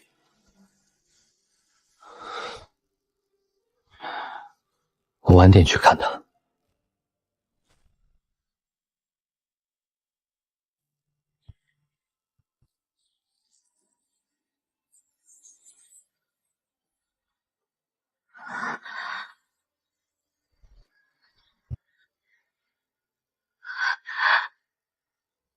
文宇，是我回来了。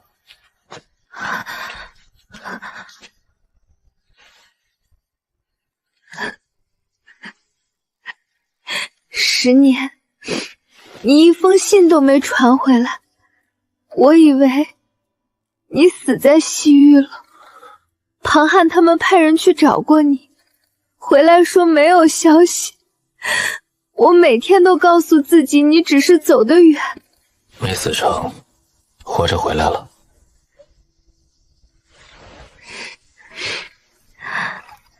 饿了吗？我去给你做碗豆腐花，原味的。好。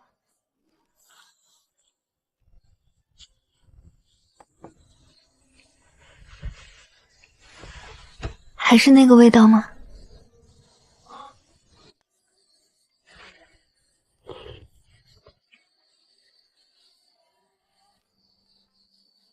比金陵城那会儿差点。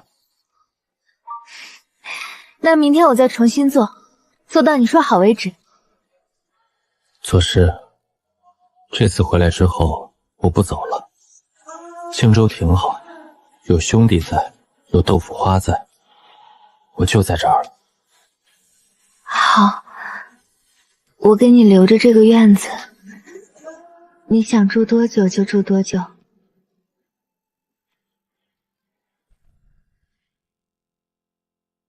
诸位，这是温瑜，我庞汉的结义大哥。今后他在荆州，就是我在荆州；他说的话，就是我说的话。都听明白了吗？在下初来乍到，日后还请诸位多关照，有做得不好的地方，还请直言。老师，我想让温大哥执掌督察院，专管情报。荆州的情报网络一盘散沙，折腾了好几年都弄不起来。这件事除了他，没人能做得来。既然你有此决断，我没有异议。这位温先生，既然在情报一道上有本事，那就让他试试。多谢魏先生，我会尽快拿出成果。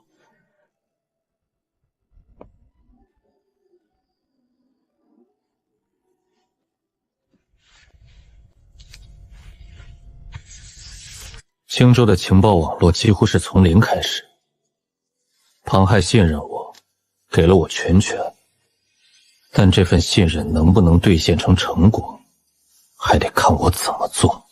情报大师的天赋，是时候真正派上用场了。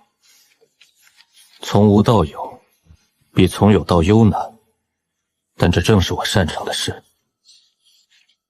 吕征，金榜题名了，入翰林院受编修。当年苍兰城山脚阁楼里那个说学剑救不了大苍的读书人，真的一步步走到帝都城了。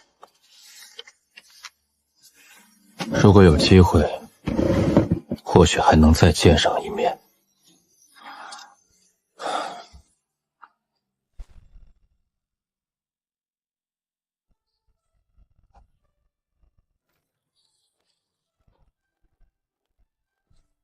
大哥，你这督察院才建了半年，外面的人都在传，襄阳城长了一双眼睛，什么都瞒不过他。没那么夸张，只是把该收的信息收了，该传的传了。没有你们在前线撑着，我这个情报也派不上用场。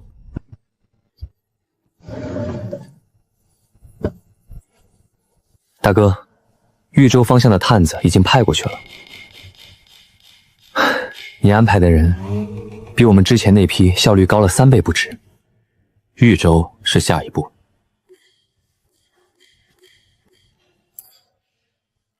只要荆州本土稳固下来，下一步就是对外扩张。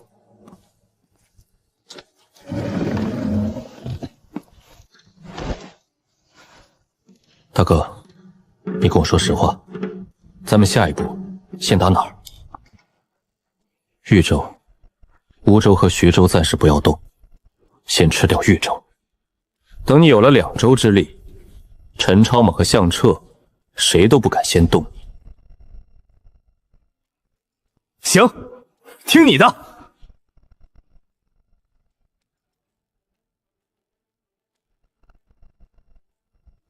上次模拟中，庞汉和徐辉的扩张路线是从荆州到豫州，再到楚国。我可以给他们提供更清晰的情报支持，但路还是要他们自己走。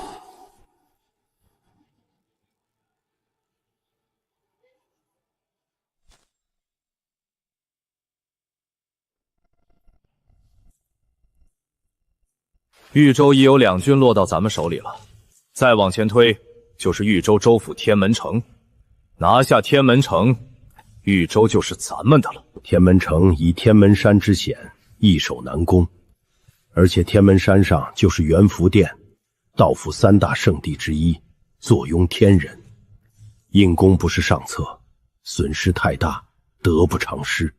大哥，你那边有什么消息？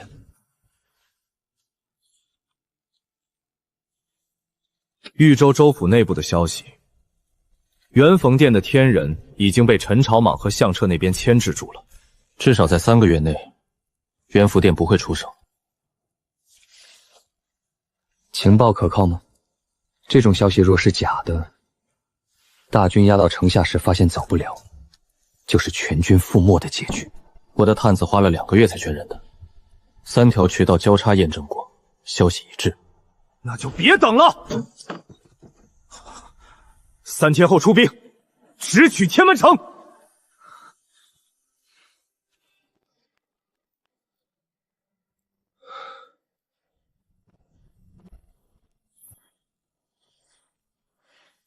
上次模拟中，庞汉和徐辉联手压制了元逢殿的天人，才得以攻破天门城。这一次，有我提供的情报支撑，徐辉的战术会更加精准。元分殿的天人会被牵制，城内的世家门阀会被策反，天门城会在内部瓦解。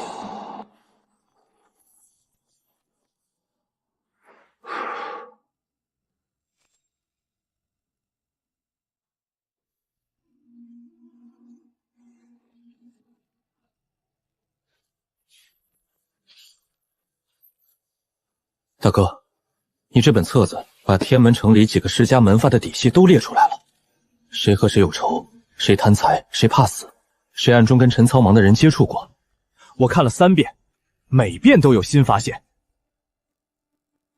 按照这些策反，天门城不攻自破，内部瓦解比外部攻破快。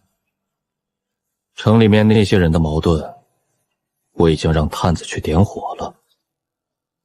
等火烧起来，城门自然会从里面打开。那你留在后方，等着破城的好消息吧。我这次不只是送情报的，我跟你一起进城。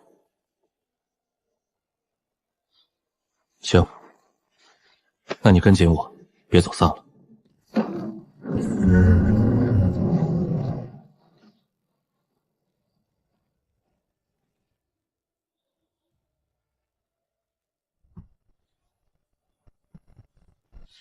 大哥，汉子一个人在上面，元丰殿天人的实力，他能应付。你给他制定的战术我看了，每一步都算死了。元福殿那位天人打不赢他。大哥，你对我倒是很有信心。不是对你有信心，是你做事从来不留漏洞。大哥，你对我倒是很有信心。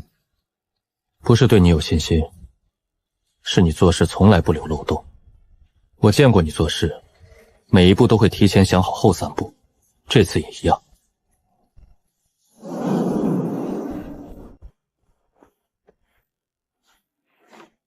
徐辉执虎符，挂相印，温宇封温侯。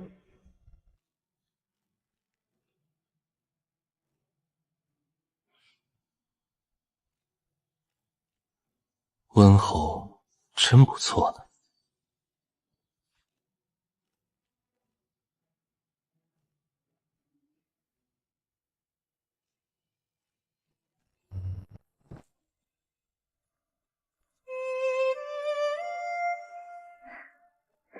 恭喜温侯。你也取笑我？不是取笑，我是认真的。你做到了你一直在做的事，从金陵城到荆州，你都在往前走。这个爵位是你该得的。这个爵位是庞汉给的，我能做的就是别让他白费。你不会让他白费的。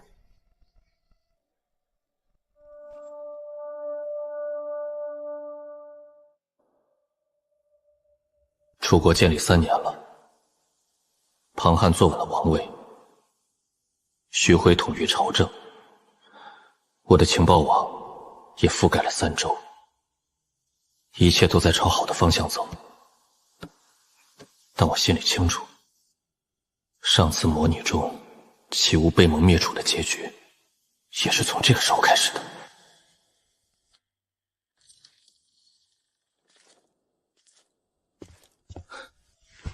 大哥，楚哥立了3年了，总觉得像做梦一样。那就让这个梦做得久一点。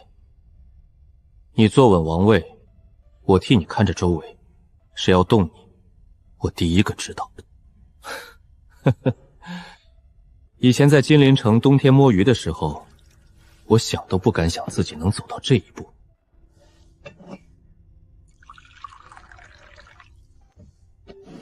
有你这句话，我就放心了。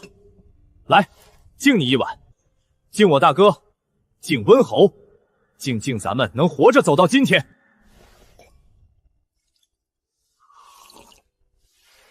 天下3分了，陈朝莽有吴州、扬州，项彻有秉州、徐州，楚国夹在中间，4州都是敌人。但这个位置也是最好的位置。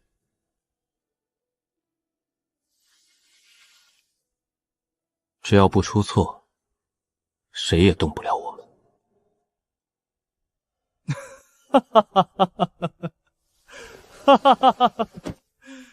有你和辉子在，我没什么好怕的。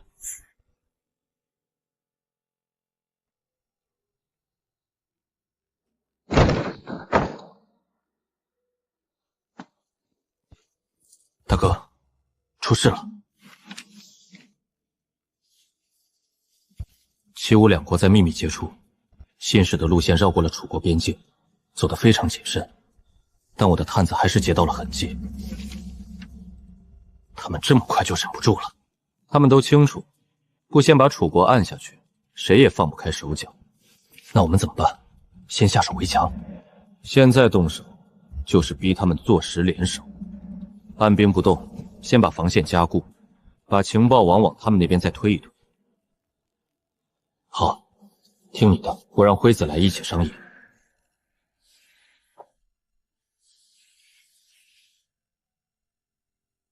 陈朝莽和项彻如果联手，最可能的进攻方向是豫州。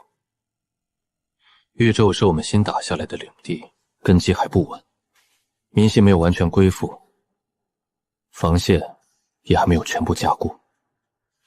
我已经加强了豫州的安装部署，如果他们有变动，我会在3天内收到消息。从豫州到襄阳，快马日夜兼行，不需要多久。那如果他们已经联手了，我们怎么办？防守，拖到他们内部出现矛盾。陈朝莽和项彻不是一路人，联手只是一时之力，我负责盯着他们的动向，有任何变化第一时间告诉你们。你们负责练兵，随时准备应战。我们3个各守一头，谁也漏不了。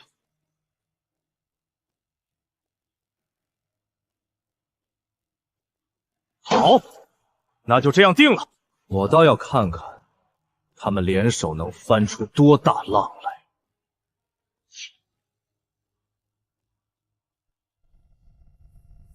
陈朝莽和项绰还在观望，没有正式出兵。你们北上宿州，后方交给我。如果他们有变动，我会第一时间传信给你们。不要恋战，速去速回。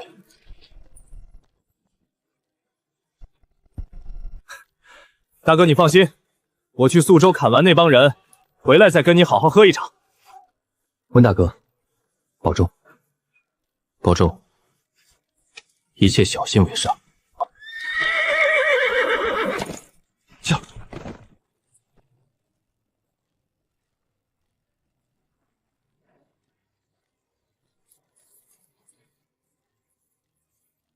他们什么时候回来？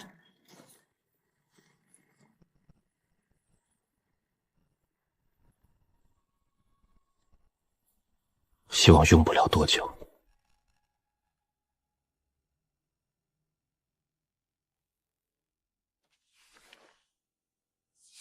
陈朝莽、项彻，你们果然筹划已久，不仅联手了，而且已经出兵了。大军已经越过了豫州边界，齐吴已经联合出兵了，目标是豫州和荆州。庞汉和徐辉刚出发北上，最快也要10日才能赶回豫州。这次是我没有算到，他们提前动手了。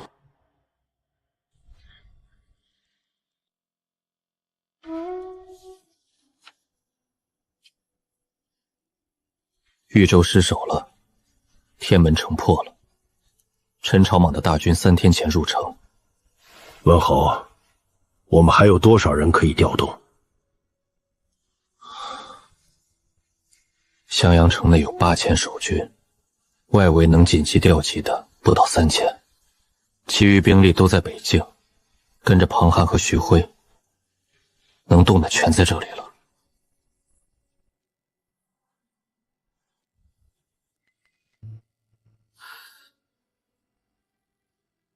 那我们现在能做的就是守住襄阳，等楚王和徐相回援。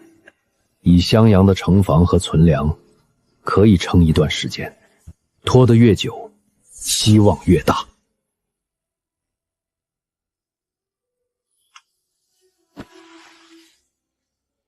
魏先生，襄阳城防交给你了，我去守着城墙。城防调度你来指挥，我来挡人。温侯，无论如何，撑到他们回来。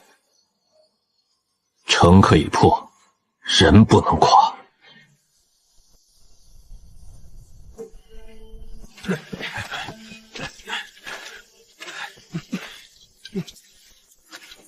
喝口热的，凉了就没用了。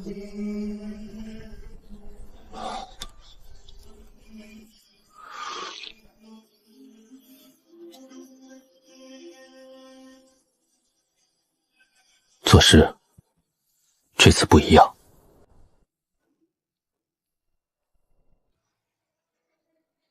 我知道。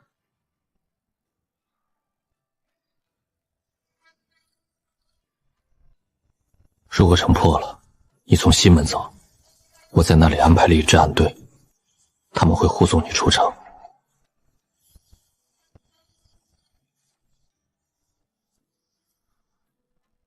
我不走，我等你。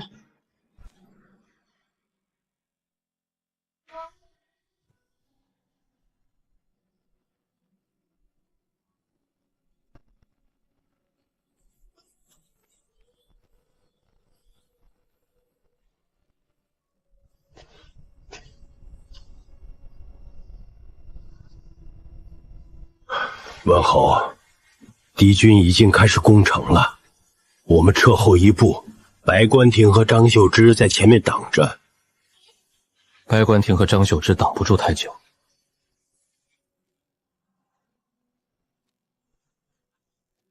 我在城墙上，他们要多费点功夫才能上来。让他们撤回来吧。这城墙之上才是主战地，不要浪费有生力量。你要亲自上？我守城，你守大局。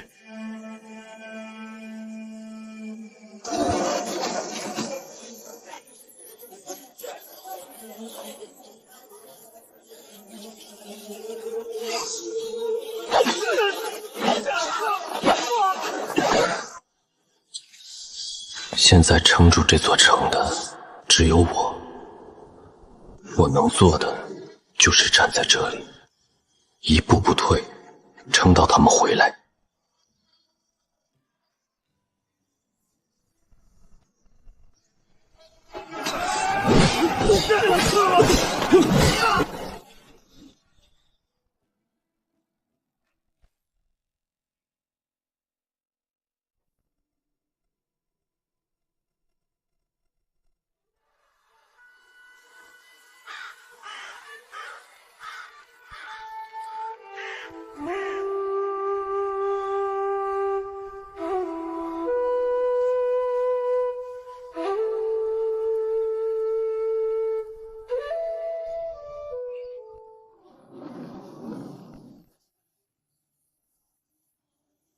来了。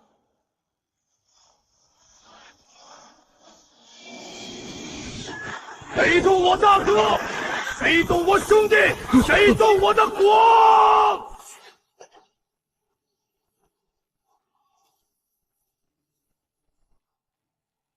辉子呢？他还没回来。但大哥，我回来了。只要有我在，这座城就不会破。杭害，你跑不掉了，今天就是你的死期！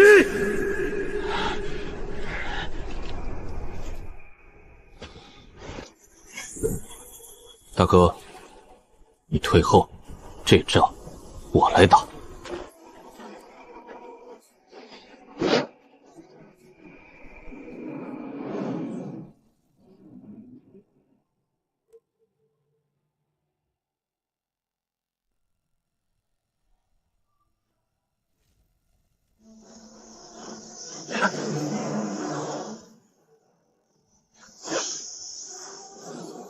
大哥，帮我照顾好辉子和左姐姐。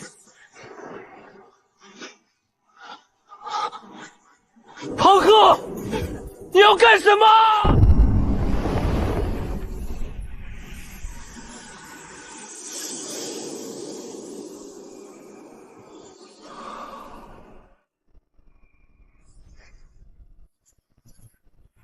香彻，这一刀是替我身后所有人斩的，你接好了。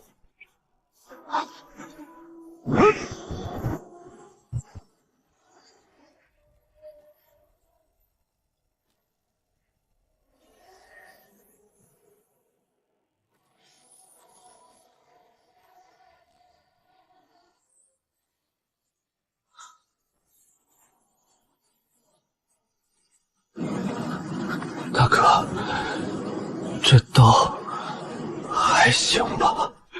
航海！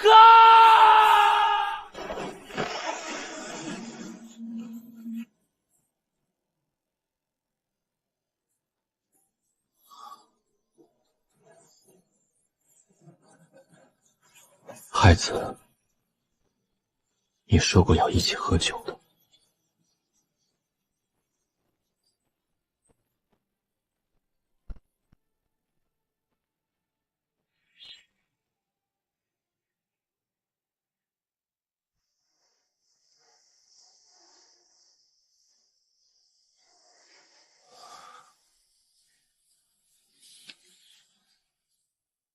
汉子，你说过要一起喝酒的，你还欠我一顿。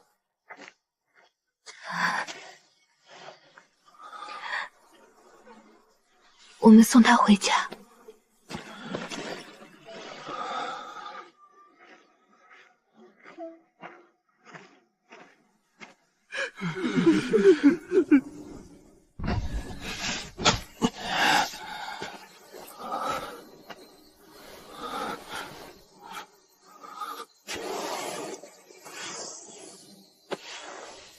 孩子，原味的豆腐花，下次我给你带一碗。他走的时候是笑着的。我知道。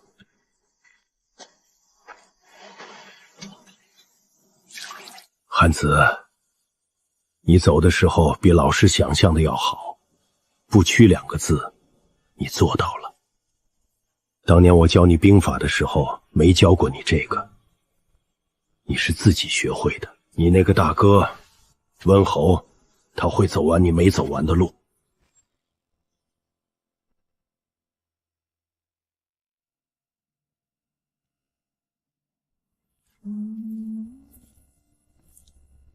温侯，你兄弟死了，你的国破了，你还要挡在这里？我答应过他，替他守住这座城，城破了，但还没到最后一步。你要过这道墙，就从我身上踏过去。你一个先天之境，也配在我面前拔剑？就跟你那个兄弟一样，不自量力。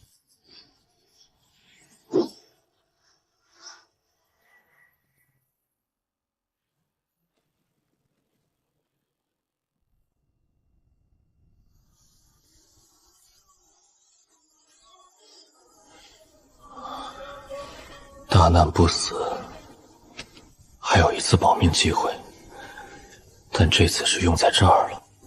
庞海死了，徐辉失踪了，楚国灭了，但模拟还没结束，我还活着。这一次，我要带着他们留下的东西继续走下去。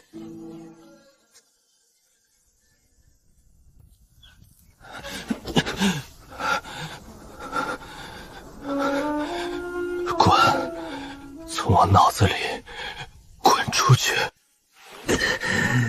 你撑不住的，你这具身体迟早是我的。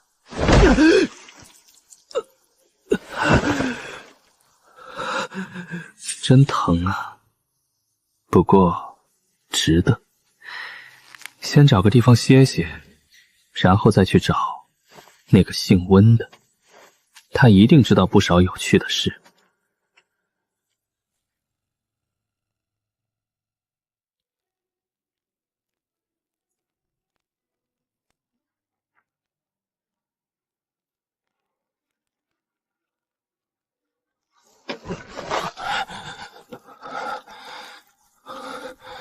道长，你这儿有吃的吗？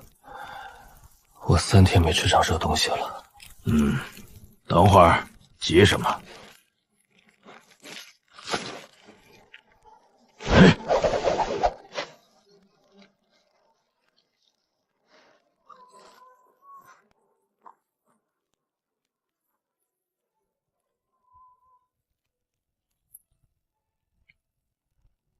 你一个快死的小娃娃，怎么跑到老道我这儿来了？真武山这么大，你倒是会挑地方。真武山，听说山里有神仙，我来看看能不能遇到一个。现在看来，遇见了。哼，神仙没有，老道有一个，你爱信不信？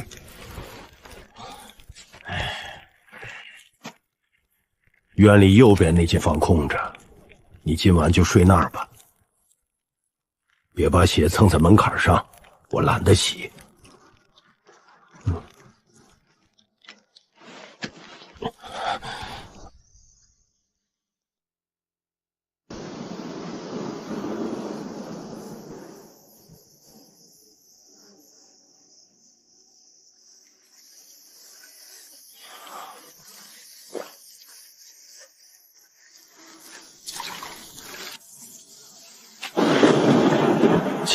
接，温大哥，好久不见，我找了你挺久的。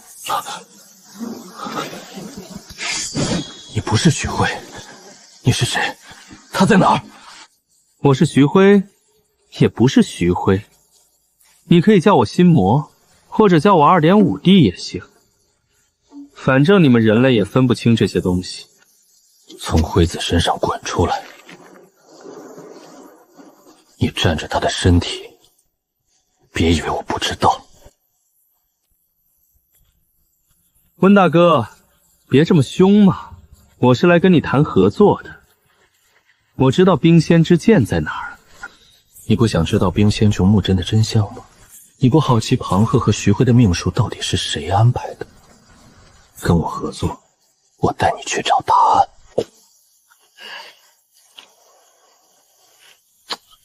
脏东西，一个比一个脏。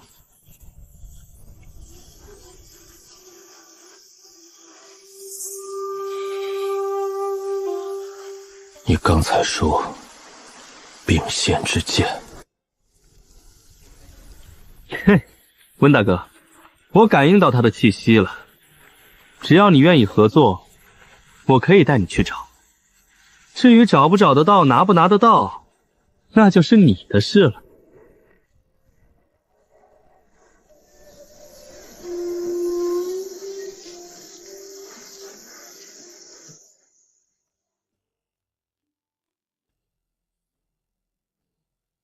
我凭什么相信你？因为我就是冰仙之剑的器灵，或者说，曾经是。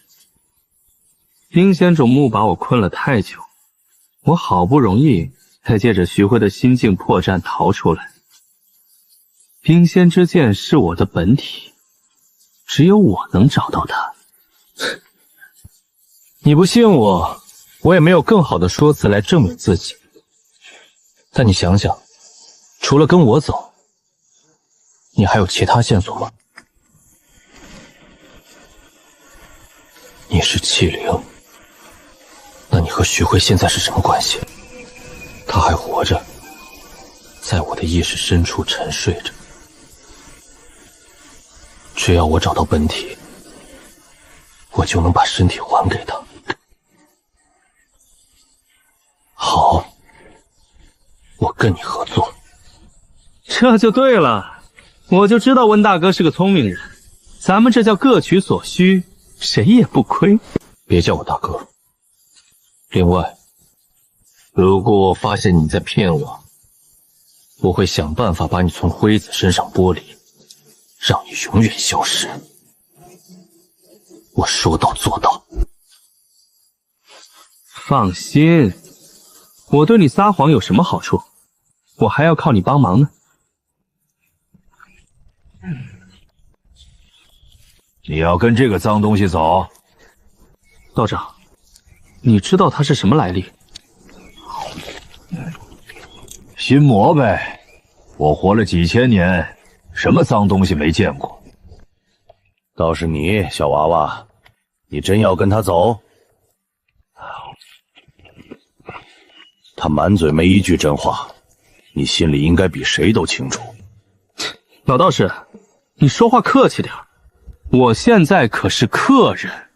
客气？老道没拿天雷劈你，哼，已经是看在你背后那个小娃娃的面子上了。道长，多谢这几日的款待。如果此行能活着回来，我再来陪你喝酒。行，带两坛好酒来，别拿醋来糊弄老道。好。你说的那柄剑，冰仙之剑，它的真名是杀主。对，杀主是他的真名，冰仙之剑是外人给他的称呼。我更喜欢杀主这个名字。走吧。边走边说，那杀主到底在哪儿？在蜀中，周国国都阴城附近，我能感受到他的气息，但具体位置被风镜遮蔽了，还得靠你。蜀中吗？姑姑好像在那儿，去寻求一下帮助吧。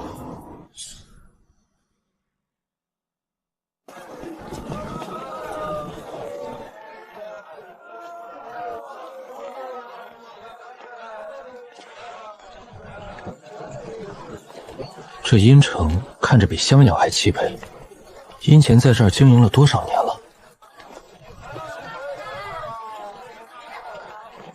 周国立国之后，他就把都城从雍州迁到了这里。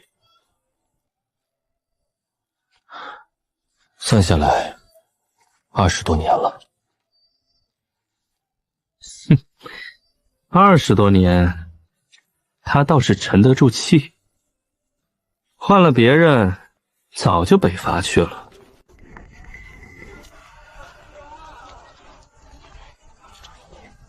他不是沉得住气，是在等。等南仓那3家打完，等中庭自己乱起来。那你姑姑在这种地方做生意，她站哪边？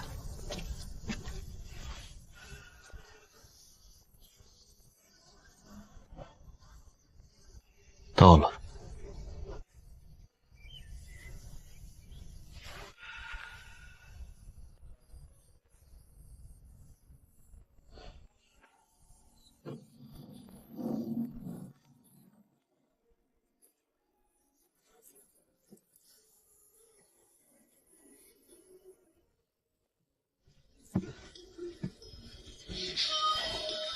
小雨，你来了。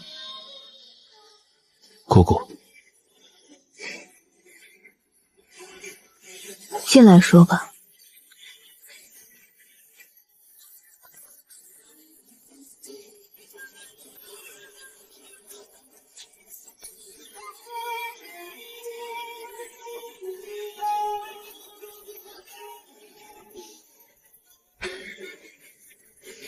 你找来这里，说明你已经知道一些事了。你想先问哪一件？灭门的真相。温家不是被仇杀灭门的，温家世代守护一个秘密。仙门的门户在人间的位置，你父亲就是守门人之一。我父亲，他从来没跟我提过这件事。他不会跟你提的。守门人的规矩是，活着的时候不能说，死了以后也不能带到苦里。那晚雍州建功的人来敲门的时候，你父亲没有抵抗，他让我走，走得越远越好。他说你活着，温家就还有人在外面。那天晚上我就在屋里。我知道，那晚你也在，但你现在还能坐在这里，说明他没有白做。蜀州以北有一座山叫抵天峰，仙门的门户就在那里，杀主也在仙门手中。没有仙门的许可，你上不了那座山。天底下能往仙门送信的人不超过3个，大仓皇后魏志是其中之一，她能帮你把信送进去。魏皇后，我听说过她。她是唯一能帮你的人，但她不会白白帮你，你得拿东西去换。我知道，我去帝都找吕征，他能帮我见到她。姑姑，我走了以后，你还会在这里吗？我会在，等你回来。你姑姑跟你说了什么？仙门在抵天峰，只有魏皇后能帮我送信进去。那你打算怎么让她帮你？去找一个老朋友，他会帮我的。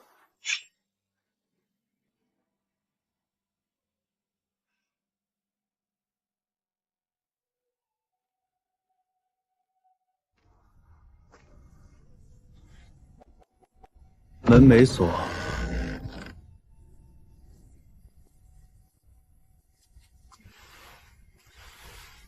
你从蜀中来，见过你姑姑了。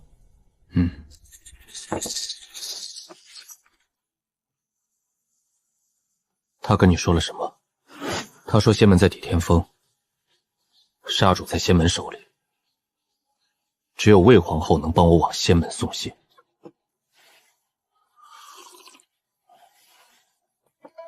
皇后不是好见的人，我知道。你知道她是什么命格吗？红颜祸水。那你知道这4个字意味着什么吗？见过她的人，10个里有9个会被她牵着走，剩下那1个走不出她的门。我走到这一步了，没打算被她牵着走。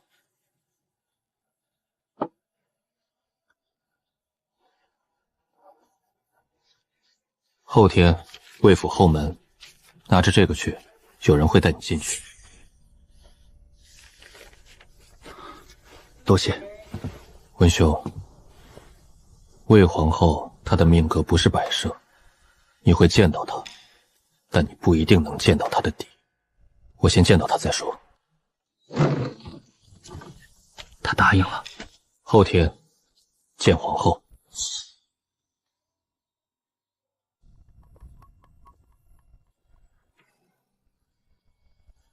你身上有雍州建功的东西，是他们来找你，还是你去找他们？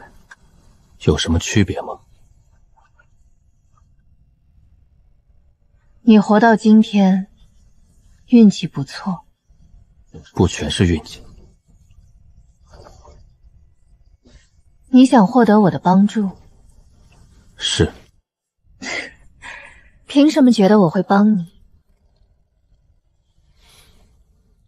皇后想拿什么换？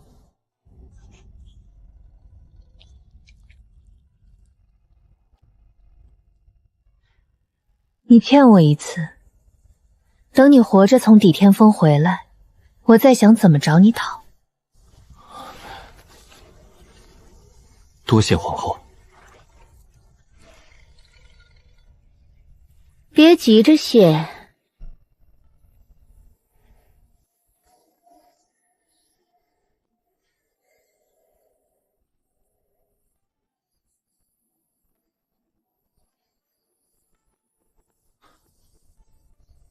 温大哥，保重。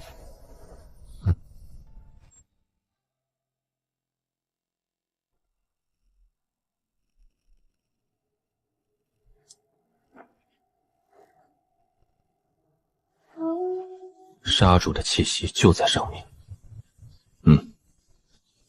上面有人守着，我知道。你知道上面是谁？不管是谁，到了就知道了。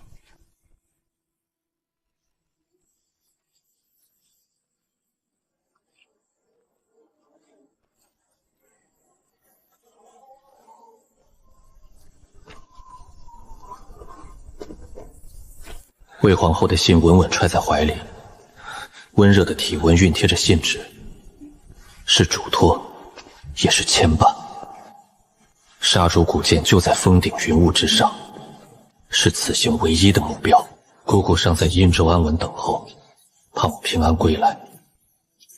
吕征独守帝都险境，替我扛下万千风波与重重算计。世人皆有归处，众人皆在等我。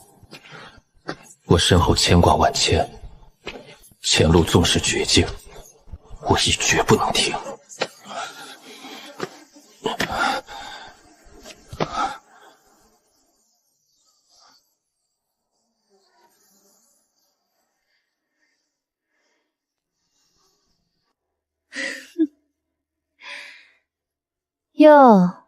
又有不怕死的来了。我来拿杀主。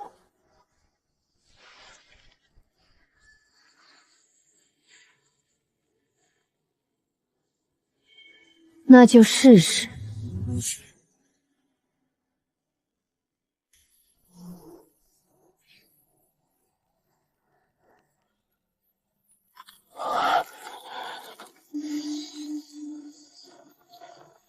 力气不小，不过就你一个。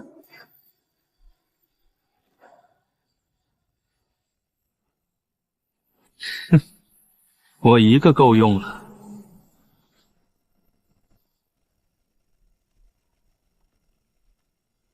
你拿什么来换这柄剑？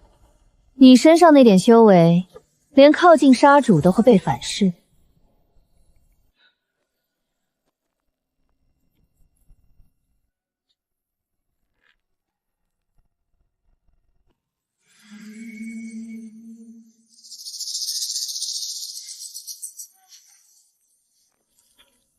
你身上有雍州剑宫的剑韵，雍州剑宫追杀多年的人，就是你。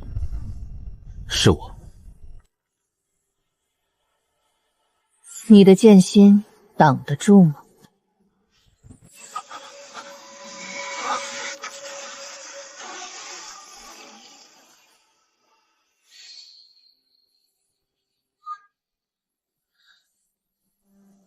你竟能挡下我的剑心？这很难吗？裴青羽知道我是谁吗？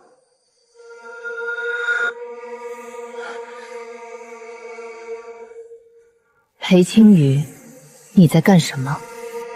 我不知道。裴青羽，你疯了！你知道你在做什么吗？我的事你少管。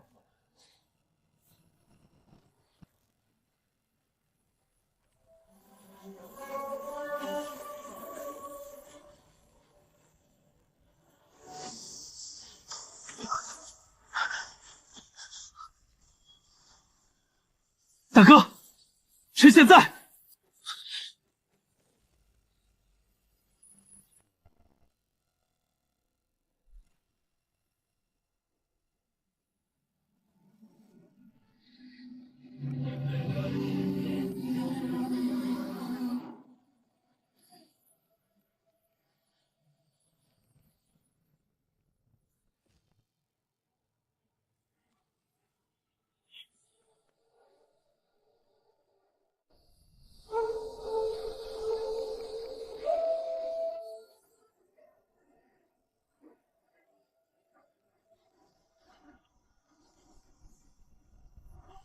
大哥，辉子，这柄剑让我来拿，你还能撑多久？够用。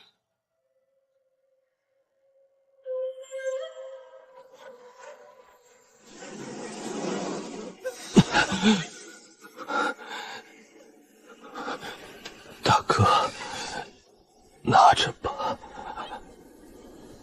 惠子，孩子在下面等我。原味的豆腐花，下次记得给他带一碗。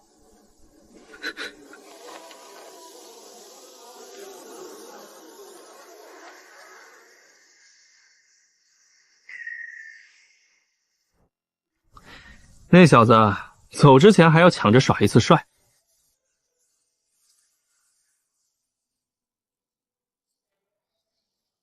他走了。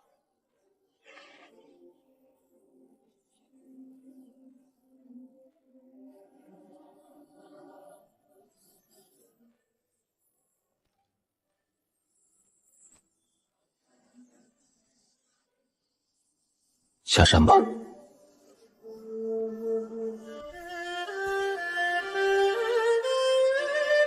大哥，二哥他没了。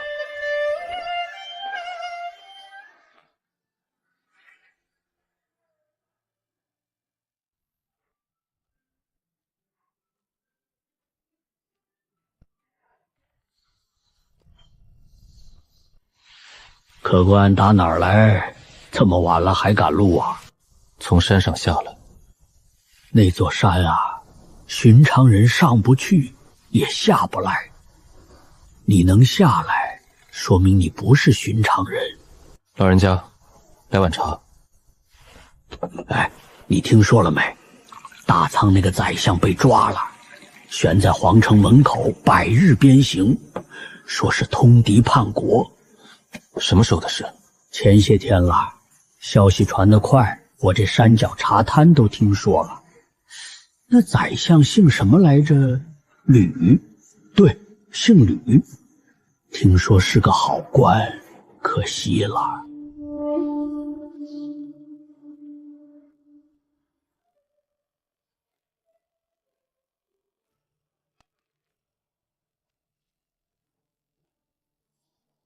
多谢。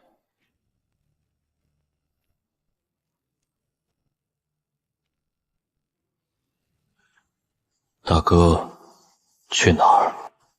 阴城，我家。去阴城做什么？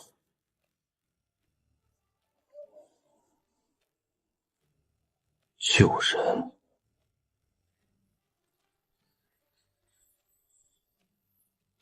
救吕征。他替我送了那封信。